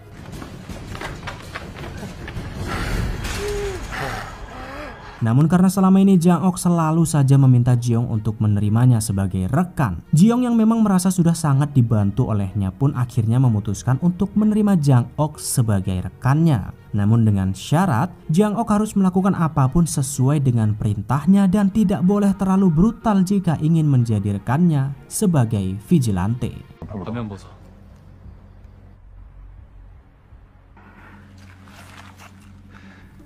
Setelah Ji-young benar-benar menjadikan Jang-ok sebagai rekannya, ia pun memberitahukan semua rencana yang akan Ji-young lakukan kepada semua nama-nama yang terlibat dengan Kim Sam-do. Ji-young lantas meminta Jang-ok untuk memberikan flash disk yang ia dapat tadi untuk mengungkap kejahatan yang selama ini dilakukan oleh pihak gereja kepada publik. Karena walaupun Ji-young sebenarnya bisa dengan mudah membunuh mereka satu persatu, namun Ji-young lebih memilih cara ini karena ia tahu kalau masalah Kim Sam-do sangat berat sebab dilindungi oleh politisi berkuasa berkuasa, termasuk atasan Jo-hun, Jenderal Yoon Jae-hyuk. Namun setelah mendengar rencana tersebut, si Jang-ok ini malah terlihat pesimis karena meragukan Ji-young yang mungkin akan tewas terlebih dahulu sebelum bisa menuntaskan misinya untuk membunuh Kim Sam-do secara perlahan. Tapi walaupun kelihatannya mustahil, nyatanya Ji-young tidak begitu memperdulikannya dan akan terus menuntaskan misinya sebagai vigilante.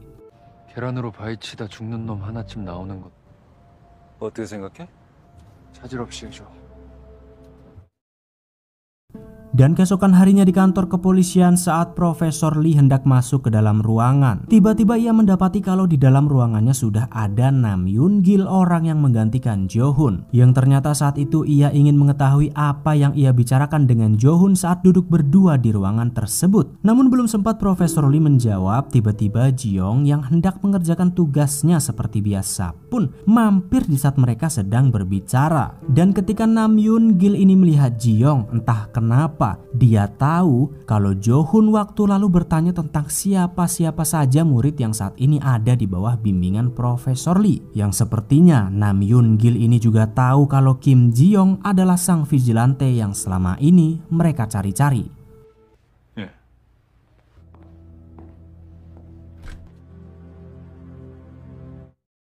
Di tempat lain, tepatnya di gereja dengan si pendeta munafik yang bekerja sama dengan Kim Sam-do, ternyata walaupun ia sudah berbuat dosa yang sangat besar, ia masih saja berpura-pura melakukan peribadatan untuk menutupi kedoknya. Dan setelah turun dari mimbar, anak buahnya yang sudah menyiapkan ponsel dan tabungan kripto dari Kim Sam-do pun lantas senang bukan main karena setiap hari ia semakin kaya tanpa ada yang mengetahui kejahatannya. Namun di saat ia mengira tidak ada satu orang pun yang tahu akan kedoknya, tiba-tiba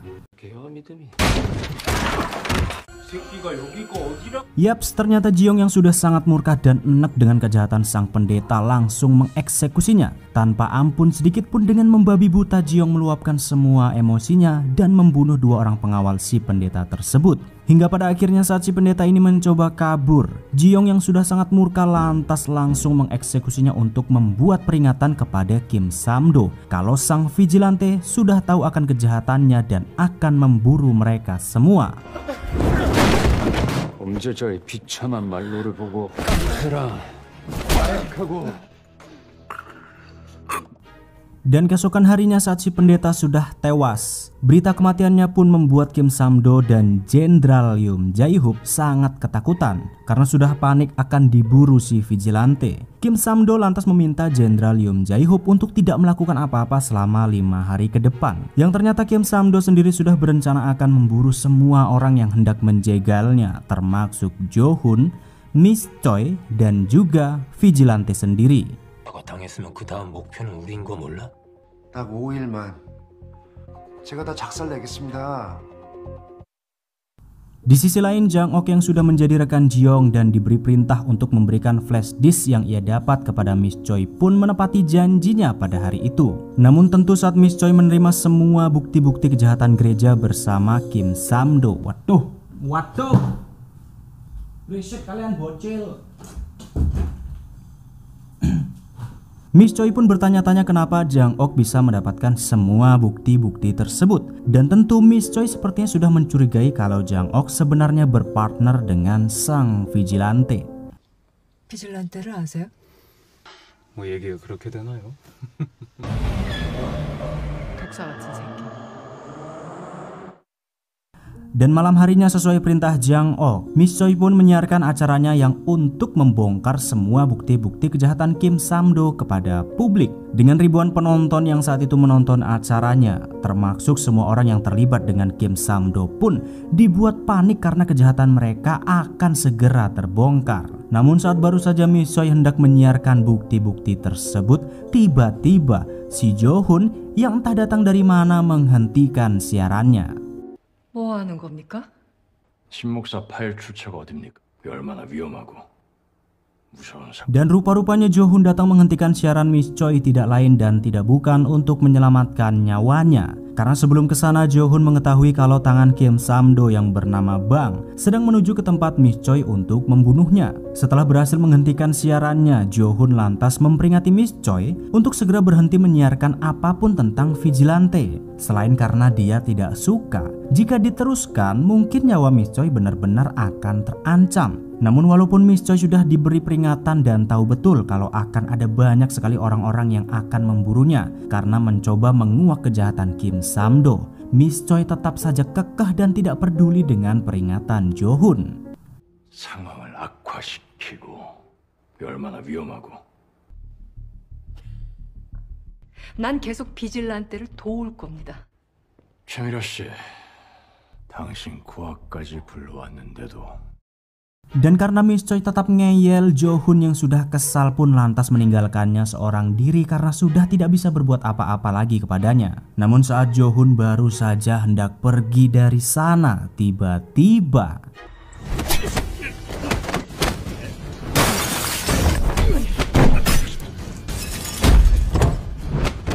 yaps, ternyata orang yang bernama Bang si tangan kanan Sam-do yang sedari kemarin dicari-cari olehnya datang sendiri kepadanya. Pertarungan sengit pun berlangsung karena memang Sam-do ini mengincar Jo-hun untuk menyingkirkannya. Bersama dengan anak buahnya Bang, ia melancarkan serangan combo yang membuat Jo-hun kewalahan. Yang rupa-rupanya, walaupun Jo-hun adalah polisi yang sangat brutal, nyatanya kali ini ia mendapatkan lawan yang cukup membuatnya kerepotan. Bahkan Jo-hun berhasil ditikam oleh Bang tepat di bagian vitalnya.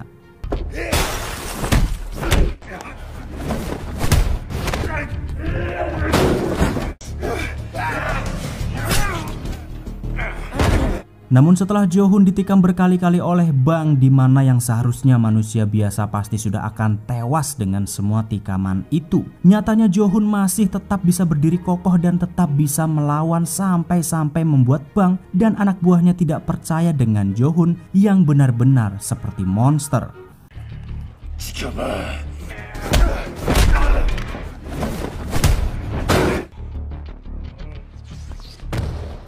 Namun pada akhirnya karena memang luka yang diterima oleh Jo-hun terlalu banyak dan membuatnya benar-benar kehilangan banyak darah, Jo-hun pun harus terkapar dan pasrah jika memang hari itu ia akan tewas di tangan Bang anak buah Kim Sam-do. Namun ketika Bang sudah mendapatkan kesempatan tersebut dan hendak membunuh Jo-hun, tiba-tiba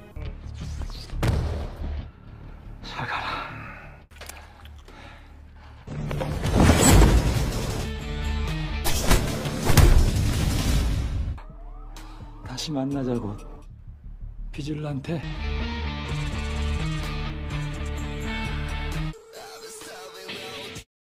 Episode ini dimulai dengan Jo-hun yang sedang terkapar tak berdaya di rumah sakit. Dimana yang kita ketahui kalau di episode yang lalu, Ji-young berhasil menyelamatkan Jo-hun dari kematian saat ia diserang oleh anak buah Kim Sam-do. Namun ternyata di saat itu ada seseorang yang entah siapa berhasil merekam kejadian saat Jo-hun hampir tewas dan ditolong oleh sosok vigilante. Tentu menyebarnya video tersebut pun membuat publik jadi bertanya-tanya, apakah sang polisi brutal Jo-hun adalah rekan vigilante atau bukan? Namun di sisi lain ternyata semua kejadian itu sudah direncanakan oleh Ji-young karena ia hendak menjadikan Jo-hun sebagai rekannya alias menjadi rekan vigilante. 방해만 될 뿐이라니까. 아니? 어떻게 된 거야? 또 하나의 비질란테로 만들 거야.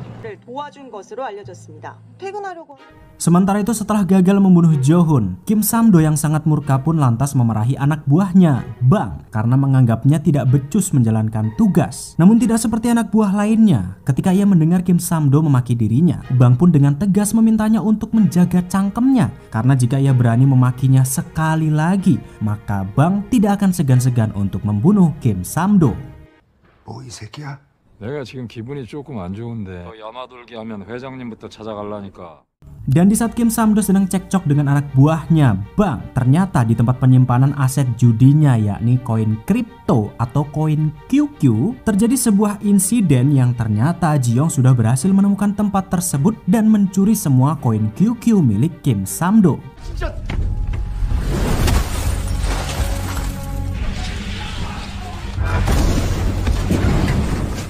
Namun setelah kejadian itu ternyata polisi yang datang ke tempat kejadian rupa-rupanya mencoba menutup-nutupi kejahatan yang dilakukan oleh Kim Sam-do dan juga Yoon Jae-hoop. Yang walaupun Ji-young sudah menuliskan pesan ciri khasnya di dinding kalau koin QQ yang ia curi adalah milik Kim Sam-do yang bersekongkol dengan Jenderal Yoon Jae-hoop, ternyata pihak kepolisian sendiri meminta masyarakat untuk tidak percaya pesan tersebut dan akan menunda pemeriksaan terhadap mereka berdua. 비질란테의 관계로 또한 경찰을 습격한 청부업자 것을 설명해 주는 건 아닐까요? 엄재혁, 청부업자는 자수해라. Dan setelah nama mereka berdua benar-benar terancam, Kim Sam-do lantas mendatangi Jenderal Yoon Jae-hoop di rumahnya untuk meminta pertolongan dan sedikit mengancamnya. Yang mana ternyata Kim Sam-do tidak ingin masuk penjara sendirian karena apa yang ia lakukan selama ini sebenarnya adalah untuk kepentingan Jenderal Jae-hoop sendiri, seperti bisnis ilegal dan juga koin QQ. Yang rupa-rupanya semua uang-uang dari hasil bisnis haramnya tersebut adalah untuk memenangkan atasan Jenderal Jae-hoop untuk menjadi calon legislatif selanjutnya. Yang mana ternyata sebenarnya Kim Sam-do ini hanya dimanfaatkan oleh Jenderal Jae-hoop. 저도 압니다. 땀만 품고 말했다가는 차장님, 형기만 더 늘어나는 거 알고 있지? Sementara di tempat lain, Bang anak buah Kim Sam-do yang diketahui selama ini adalah seorang pembunuh bengis ternyata memiliki sisi religius yang sangat-sangat religius. Setiap hari ia selalu berdoa untuk semua korban-korban yang telah ia bunuh secara brutal. Dan pada malam itu ia kembali berdoa untuk korban selanjutnya yang akan ia eksekusi malam itu juga, yakni seorang pengurus panti asuhan yang rupa-rupanya setelah mencuri semua koin QQ waktu lalu, Ji-young telah memberikan sebagian uang tersebut ke panti asuhan ini. Ya karena memang panti asuhan ini adalah tempat Kim Ji-young diasuh saat masih kecil setelah kehilangan ibunya. Dan alasan Bang membunuh si pengurus panti asuhan adalah untuk memancing Ji-young agar ia marah dan menampakkan wajahnya di hadapan Bang.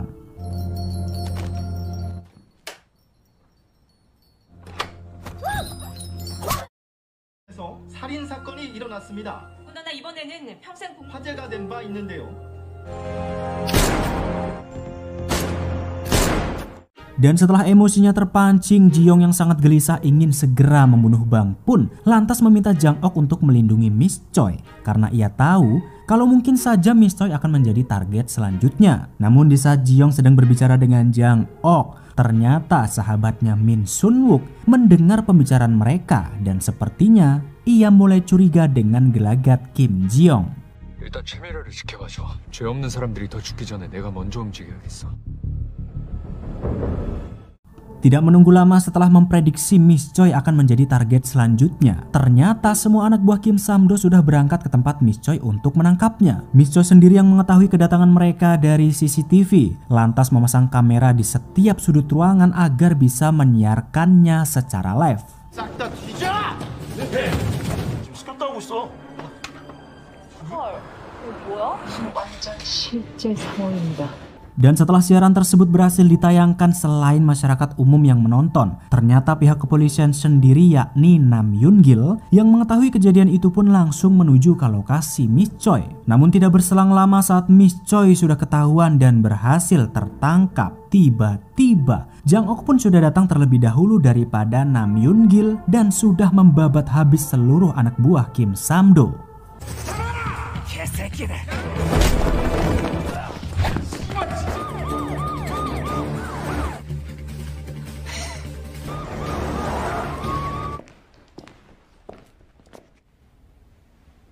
Setelah tidak menemukan apa-apa dan mendapati kalau Miss Choi sehat walafiat, Nam Yoon-gil lantas menginterogasinya untuk mau mengaku kalau sang vigilante lah yang telah menyelamatkannya dan juga mau mengakui kalau ia selama ini telah bekerja sama dengan vigilante. Namun karena Miss Choi sendiri tidak tahu menahu soal identitas vigilante, ia pun dengan cerdiknya mengatakan kalau yang telah menolongnya dari keroyokan anak buah Kim Sam-do adalah orang biasa. Namun tentu pernyataan Miss Choi itu membuat Nam Yoon-gil semakin semangat untuk memburu sang vigilante yang selama ini dianggap sebagai pahlawan.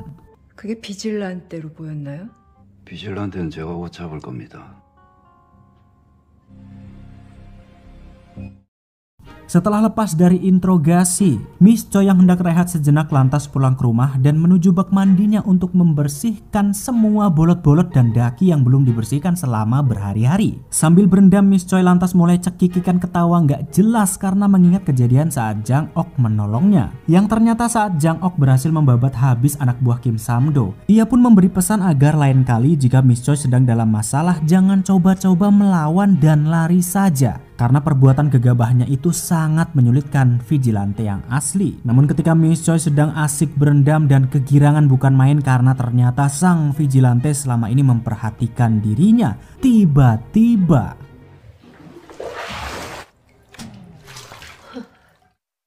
sementara itu keesokan harinya, saat Jiyoung sedang belajar sebagaimana biasanya, tiba-tiba Nam Yoon Gil memanggilnya untuk mau menghadap karena ingin menanyakan sesuatu. Ternyata Nam Yoon Gil sendiri sudah mencurigai kalau Kim Jiyoung adalah vigilante yang selama ini mereka cari-cari. Namun kecurigaannya itu masih berdasarkan teori-teori yang bisa belum ia pastikan sendiri, sebagaimana halnya Jo Hoon yang benar-benar sudah tahu dengan mata kepalanya sendiri. Berbagai pertanyaan pun dilontarkan oleh Nam Yoon Gil untuk mengusik Jiyoung agar ia mau mengaku kalau ia adalah sang vigilante. 조사 다 끝났으니까 똑바로 말해. 전 잘못한 게 없습니다. 김지영이 Setelah tidak bisa membuat Jiyoung mengaku, Yoon Gil lantas pergi ke rumah sakit untuk menemui Jo Hoon yang saat itu masih tak sadarkan diri. Kedatangan Nam Yoon Gil ke sana tidak lain dan tidak bukan adalah untuk menyaparkan sesama polisi dan juga untuk memberitahukan kepada Jo Hoon kalau ia akan menuntaskan misinya memburu vigilante. Namun ketika Nam Yoon Gil beranjak pergi dari sana, ternyata Jo Hoon rupa-rupanya sudah sadarkan diri sejak tadi dan mendengar semua ucapannya. 전 제 직분을 다하겠습니다.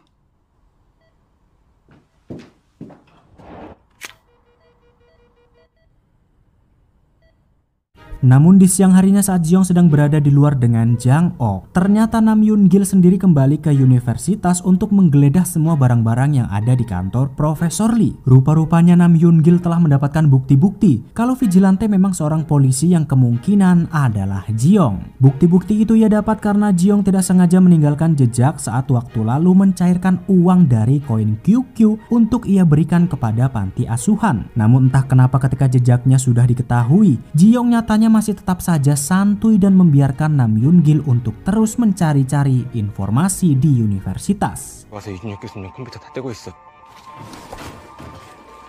너 교수님 옆에서 잘 챙겨드려.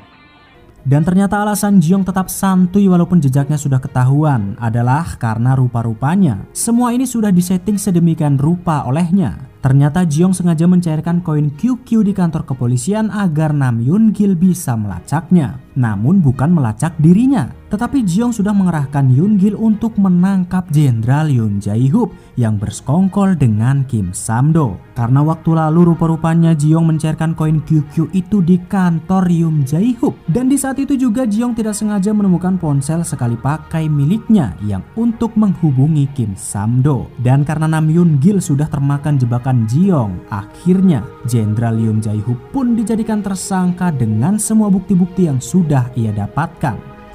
김삼두랑 연락한 대포폰. 하긴 그 또라이. 이게 뭐하는 짓이야? 김영, 시간을 드리겠습니다. 부탁드리겠습니다. Namun setelah Nam Yoon Gil pergi dari universitas dengan semua bukti-bukti yang ia bawa, tiba-tiba Jenderal Jae-hoop menghubungi seseorang untuk merencanakan sesuatu. Dan ternyata rencana itu adalah untuk membunuh Nam Yoon Gil karena tidak mau semua bukti-bukti itu terekspos ke publik. Dan yang akhirnya setelah semua jeripayah yang dilakukan oleh Nam Yoon Gil, ia pun harus tewas sebagai polisi yang jujur dan terhormat.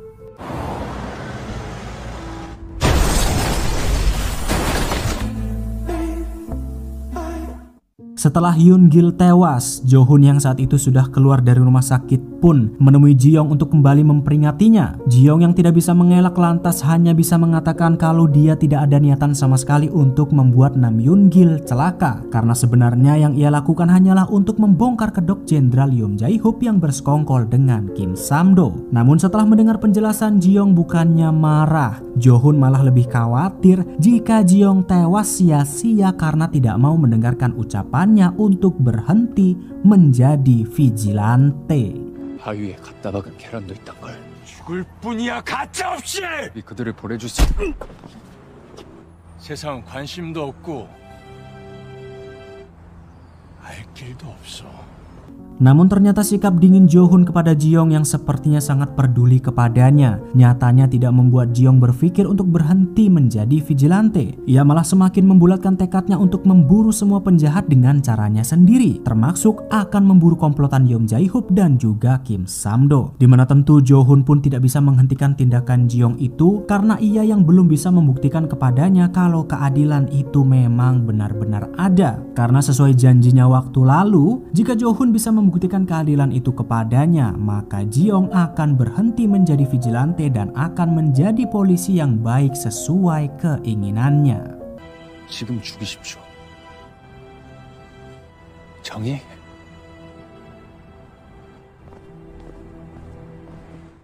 Sementara itu kita akan beralih dengan Miss Choi yang ternyata telah diculik oleh Bang beberapa hari yang lalu. Tujuan Bang menculiknya adalah untuk memancing vigilante agar mau keluar dan bertarung dengannya. Sambil mencungkil satu persatu kuku Miss Choi, Bang pun terus mendesaknya untuk mau memberitahukan siapakah sebenarnya vigilante dan di mana sekarang ia berada. Namun sekeras apapun Bang menyiksanya, Miss Choi tetap tidak mau berkata apa-apa karena memang dia tidak tahu siapakah sosok asli dari sang vigilante. 누구야 비질란테? 그건 내가 더 알고 싶은 건데. Dan setelah mengetahui kalau Miss Choi diculik, Ji-young serta Jang Ok lantas memutuskan untuk datang ke perusahaan Siwul untuk mengobrak-abrik aset-aset milik Kim Sam-do. Dan setelah berhasil mengalahkan semua anak buahnya, Ji-young pun meminta Kim Sam-do untuk segera bertemu dan menyerahkan Miss Choi di tempat yang sudah ia tentukan. Entah apa yang sebenarnya Ji-young rencanakan, tapi sepertinya ia salah mengira kalau Kim Sam-do lah yang telah menculik Miss Choi. 이거 Sementara itu setelah mendapatkan pesan dari vigilante, Kim Sam-do yang mengetahui kalau Miss Choi ada bersamanya pun membuat negosiasi dengannya untuk menyerahkan Miss Choi dengan bayaran 5 kali lipat. Yang mana tentu tawaran yang sangat tidak merugikannya sama sekali itu pun diterima oleh Bang tanpa rasa curiga sedikit pun. Karena yang rupa-rupanya negosiasi yang dilakukan oleh Kim Sam-do hanyalah tipu-tipu belaka. Yang ternyata Kim Sam-do sendiri berencana untuk membunuh Bang, Miss Choi dan juga vigilante saat mereka bertemu esok di tempat yang sudah ditentukan. 시간이랑 장소는 문자로 남겨드릴게. 그럽시다 그럼. 거래 끝나자마자 싹 다 정리할 테니까. 예, 회장님. Namun di sisi lain ternyata rencana Kim Sam-do untuk membunuh semua orang nyatanya sudah diketahui oleh Ji-young berkat Jang Ok yang sudah meletakkan beberapa CCTV di tempat yang tersembunyi. Mengetahui rencana tersebut, Ji-young pun meminta Jang Ok untuk bersiap-siap di tempat pertemuan esok untuk pertarungan besar. Namun di saat Ji-young sedang membicarakan rencananya dengan Jang Ok, ternyata lagi-lagi sahabatnya Min Sun-wook rupa-rupanya menguping dari kejauhan yang sepertinya ia bahkan sudah mengetahui kalau Ji-young adalah sang vigilante. 지용아, 임관 안 할 거야? 아직 안 늦었다.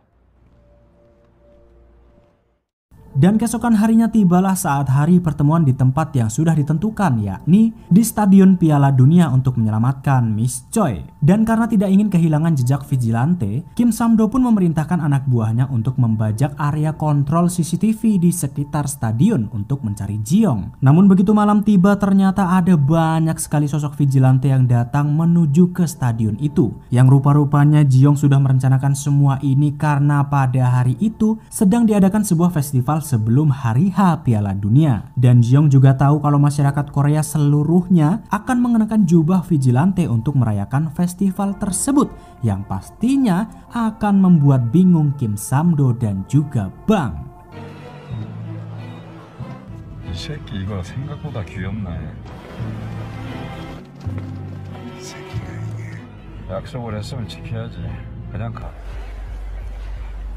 Dan karena Kim Sam-do tidak bisa mencari sang vigilante di antara banyaknya kerumunan, mereka pun terpaksa hanya bisa melihatnya dari jauh sambil memastikan Ji-young akan menjemput Miss Choi yang saat itu ada bersama anak buah Bang. Namun karena terlalu banyaknya kerumunan menggunakan jubah vigilante, Ji-young pun berhasil mengendap-endap di antara kerumunan itu dan membawa Miss Choi bersamanya. Tapi di saat hampir saja Ji-young bisa kabur, ternyata Kim Sam-do dan juga Bang menyadarinya dan langsung mengejar.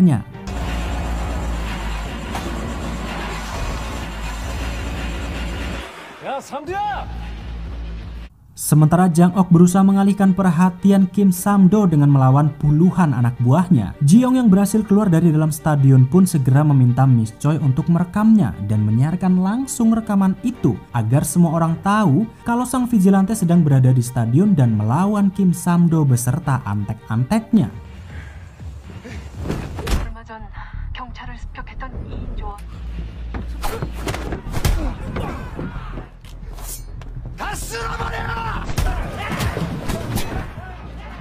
Yang ternyata dari awal tujuan Ji-young menjadikan stadion sebagai tempat pertemuan adalah karena ia ingin menangkap Kim Sam-do dan juga Jenderal Yoon Jae-hoop sekaligus agar mereka tidak bisa lagi mengelak dan publik tahu tentang kejahatan mereka. Dan sambil berusaha mengulur waktu dengan Ji-young yang mencoba sekuat tenaga melawan Bang dan anak buahnya, Miss Choi pun terus menyiarkan langsung pertarungan tersebut agar publik tahu kalau sang vigilante bukanlah seorang penjahat dan sedang memperjuangkan keadilan untuk masyarakat Korea. Hingga tidak berapa lama kemudian siaran itu pun sampai kepada Jo-hun yang saat itu sedang melatih otot-ototnya dan langsung bergegas menuju ke lokasi. 얼마 전 경찰을 습격했던 Bahkan tidak sampai di situ, ketika Jenderal Jae-hoop sedang anteng menjilat atasannya karena merasa semua keadaan sudah terkendali, ternyata siaran langsung itu pun membuat rencananya berantakan. Karena rupa-rupanya semua uang yang selama ini ia kumpulkan dari koin QQ untuk memenangkan pencalonan adalah untuk atasannya ini. Ini begundalnya ini. Dan setelah siaran itu tayang, tentu nama mereka akan terancam jika publik benar-benar tahu bahwa mereka terlibat. 최미래일 아직 해결 안 됐어요? 그게 빨리 나가라고 이 씨발놈아. Sementara itu pertarungan 2 lawan banyak antara Ji-young dan juga Jang Ok pun masih terus berlangsung dengan sangat sengit. Bahkan sudah sangat kewalahan karena Ji-young juga harus melindungi Miss Choi yang tentu tidak bisa berkelahi. Bahkan di saat-saat genting, Jo-hun yang sudah berhasil sampai di lokasi pun nyatanya tidak bisa melerai perkelahian itu dan harus ikut bertarung melawan puluhan anak buah Kim Sam-do. 전원 무기를 버리고 시키는 대로 하면 사람 취급은 해주겠습니다. Namun Ji-young yang sudah sangat kelelahan pun hanya bisa bertahan dari serangan bertubi-tubi Sam-do yang mencoba menyerangnya dengan sangat brutal. Tapi ketika hampir saja Ji-young tertusuk, tiba-tiba tanpa disadari sahabatnya Min Sun-wook entah dari mana datang membantu Ji-young dan malah harus tertusuk saat mencoba menyelamatkannya.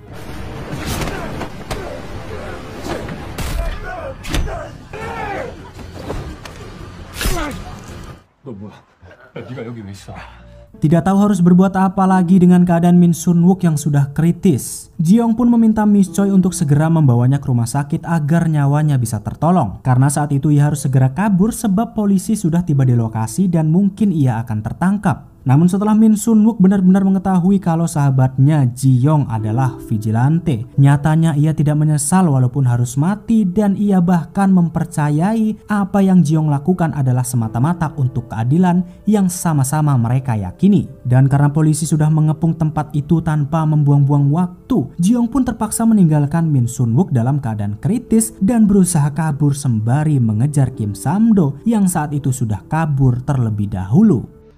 네가 하는 일이라면 믿을게. 경찰도 왔는데.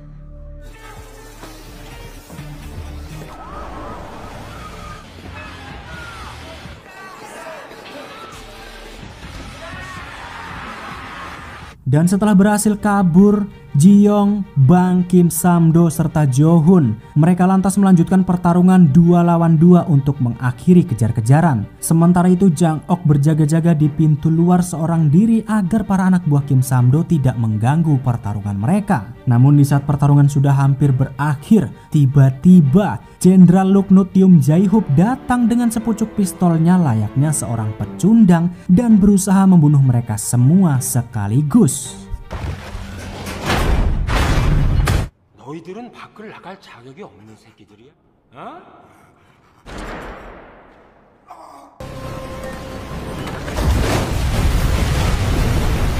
sambil terus berusaha bertahan dengan air yang bisa menenggelamkan mereka. Yoon Jae-hyuk yang memang sangat licik lantas menembaki mereka satu persatu dari atas, berharap ia bisa membunuhnya dengan mudah. Namun ternyata tidak semudah itu. Ketika ia kehabisan peluru dan sedang reload, Jiyoung dan Jo-hun pun lantas memanfaatkan kesempatan tersebut untuk naik ke atas dan berhasil menghantam Yoon Jae-hyuk luknut.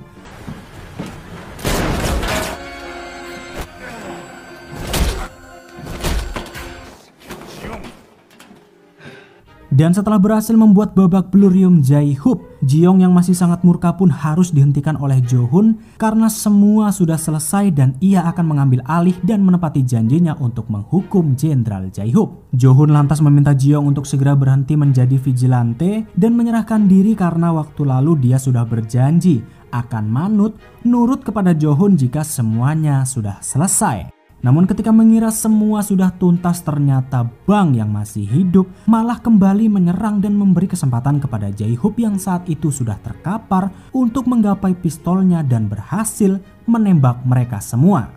내가 너한테 증명해 보이겠다. 저 새끼 죽이라고.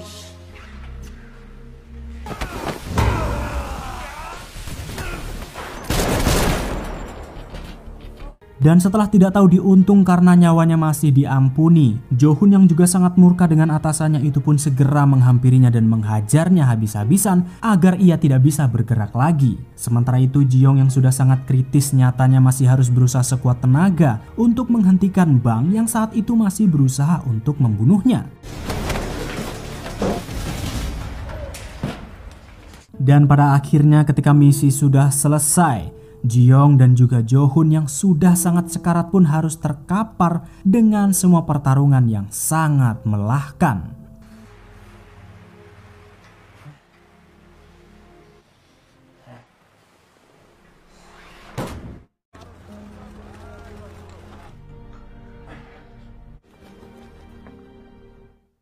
Hingga keesokan harinya saat semua sudah selesai, Miss Choi yang diinterogasi oleh pihak kepolisian pun membuat pernyataan yang sangat mengejutkan, di mana ia yang seharusnya mengatakan kalau sang vigilante adalah Kim Ji-young, Miss Choi malah berbohong dan mengatakan bahwa sosok di balik topeng vigilante adalah Min Sun-wook, yang ternyata naasnya Min Sun-wook tidak berhasil diselamatkan dan harus tewas setelah mencoba menolong Jiyoung. Dan ternyata tanpa curiga sedikit pun pihak kepolisian juga percaya dengan apa yang disampaikan oleh Miss Choi.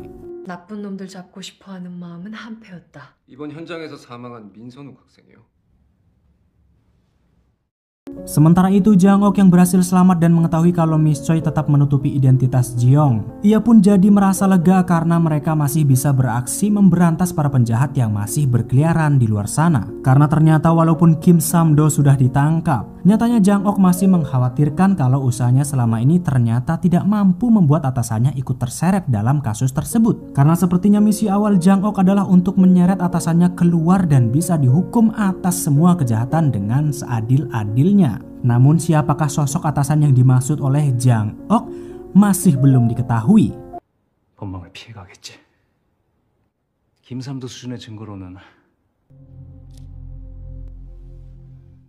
Di tempat lain, Miss Choi yang tidak mengungkapkan nama Kim Ji-young sebagai vigilante dan malah menjadikan sahabatnya Min Sun-wook sebagai kambing hitam pun ternyata tidak ditentang sama sekali oleh Jo-hun, yang sepertinya Jo-hun sendiri juga agak sedikit mendukung apa yang dilakukan oleh Ji-young sebagai vigilante. Dan dari sini juga kita akan mengetahui alasan Miss Choi yang sebenarnya dari awal yang selalu mengejar vigilante dan mendukungnya. Karena ternyata saat masih kecil, Miss Choi juga mengalami ketidakadilan dan membuat ayahnya harus tewas serta difitnah karena hukum yang sangat bobrok selalu saja tidak membela rakyat kecil. Maka dari itu ketika ia mendengar ada sosok vigilante yang datang untuk memperbaiki hukum tersebut, Miss Choi pun sangat senang dan berusaha mati-matian untuk membantu Jiyoung. 우리 이제 공통점이 있는 것 같은데. 비질란테. 넌 아직 끝나선 안 돼.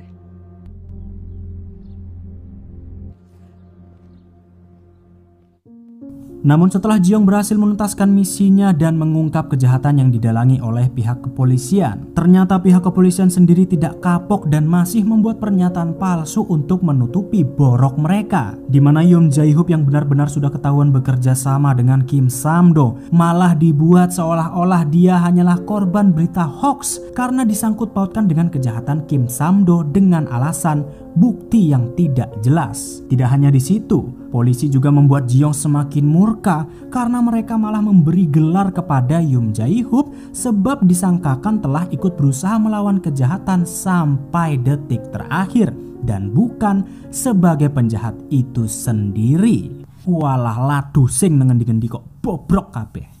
목숨을 바쳐서 정의를 위해 싸운 참대 범죄 조직과 마지막까지 맞서 싸운 명예 마지막까지 맞서 싸운 경찰인 것으로 밝혀졌습니다. 진리와도 같은 것이라고 생각됩니다. Dan setelah semua jeripayah yang Jiong lakukan untuk menumpas segala kejahatan, nyatanya pihak kepolisian sendirilah yang benar-benar sangat bobrok dan malah melindungi penjahat-penjahat itu dengan sangat tidak tahu malunya. Dan karena sudah benar-benar muak dan murka dengan hukum yang seenak jidat mereka permainkan, Jiong yang saat itu sudah resmi dilantik untuk menjadi seorang polisi pun tidak ikut mengangkat tangannya dan bersumpah untuk menjalankan tugasnya menjadi seorang polisi yang jujur dan juga adil. Karena apa? Tentu karena ia tahu bahwa pihak kepolisian itu sendirilah yang sudah membuat hukum menjadi cacat karena tidak ditegakkan dengan seadil-adilnya. Lantas apakah aksi Jiong akan terus berlanjut sebagai sang vigilante si pahlawan dari balik kegelapan? Mari kita tunggu saja info selanjutnya. Karena Vigilante Season 1 harus berakhir sampai di sini. 3월 17일 경위 수치 선서합니다. 봉사자로서의 임무를 성실히 헌법과 법령을 준수하고 Dan itulah dia episode terakhir dari drama Vigilante Season 1. Setelah nonton drama ini aku pun jadi ikut kesel seluruh. Karena kalau dipikir-pikir hukum di drama Vigilante ini benar-benar sangat realistis dengan apa yang terjadi di negara kita tercinta. Udah rahasia umum lah kalau hukum di negara kita sangat tumpul ke atas dan tajam ke bawah. Kalau bahasa kasarnya, hukum bisa dibeli dengan uang. Tapi ya sudahlah. Mau gimana lagi, uang memang begitu adanya. Entah sampai kapan ya nggak tahu. Masa ya aku harus jadi vigilante dulu ya, kan nggak mungkin seluruh ya. Tapi ya sudahlah, cukup sekian drama Vigilantenya. Jangan lupa like, share, dan subscribe-nya. Sampai jumpa di film-film dan drama-drama selanjutnya. Arigatou gozaimashita dan ciao. Jangan lupa subscribe.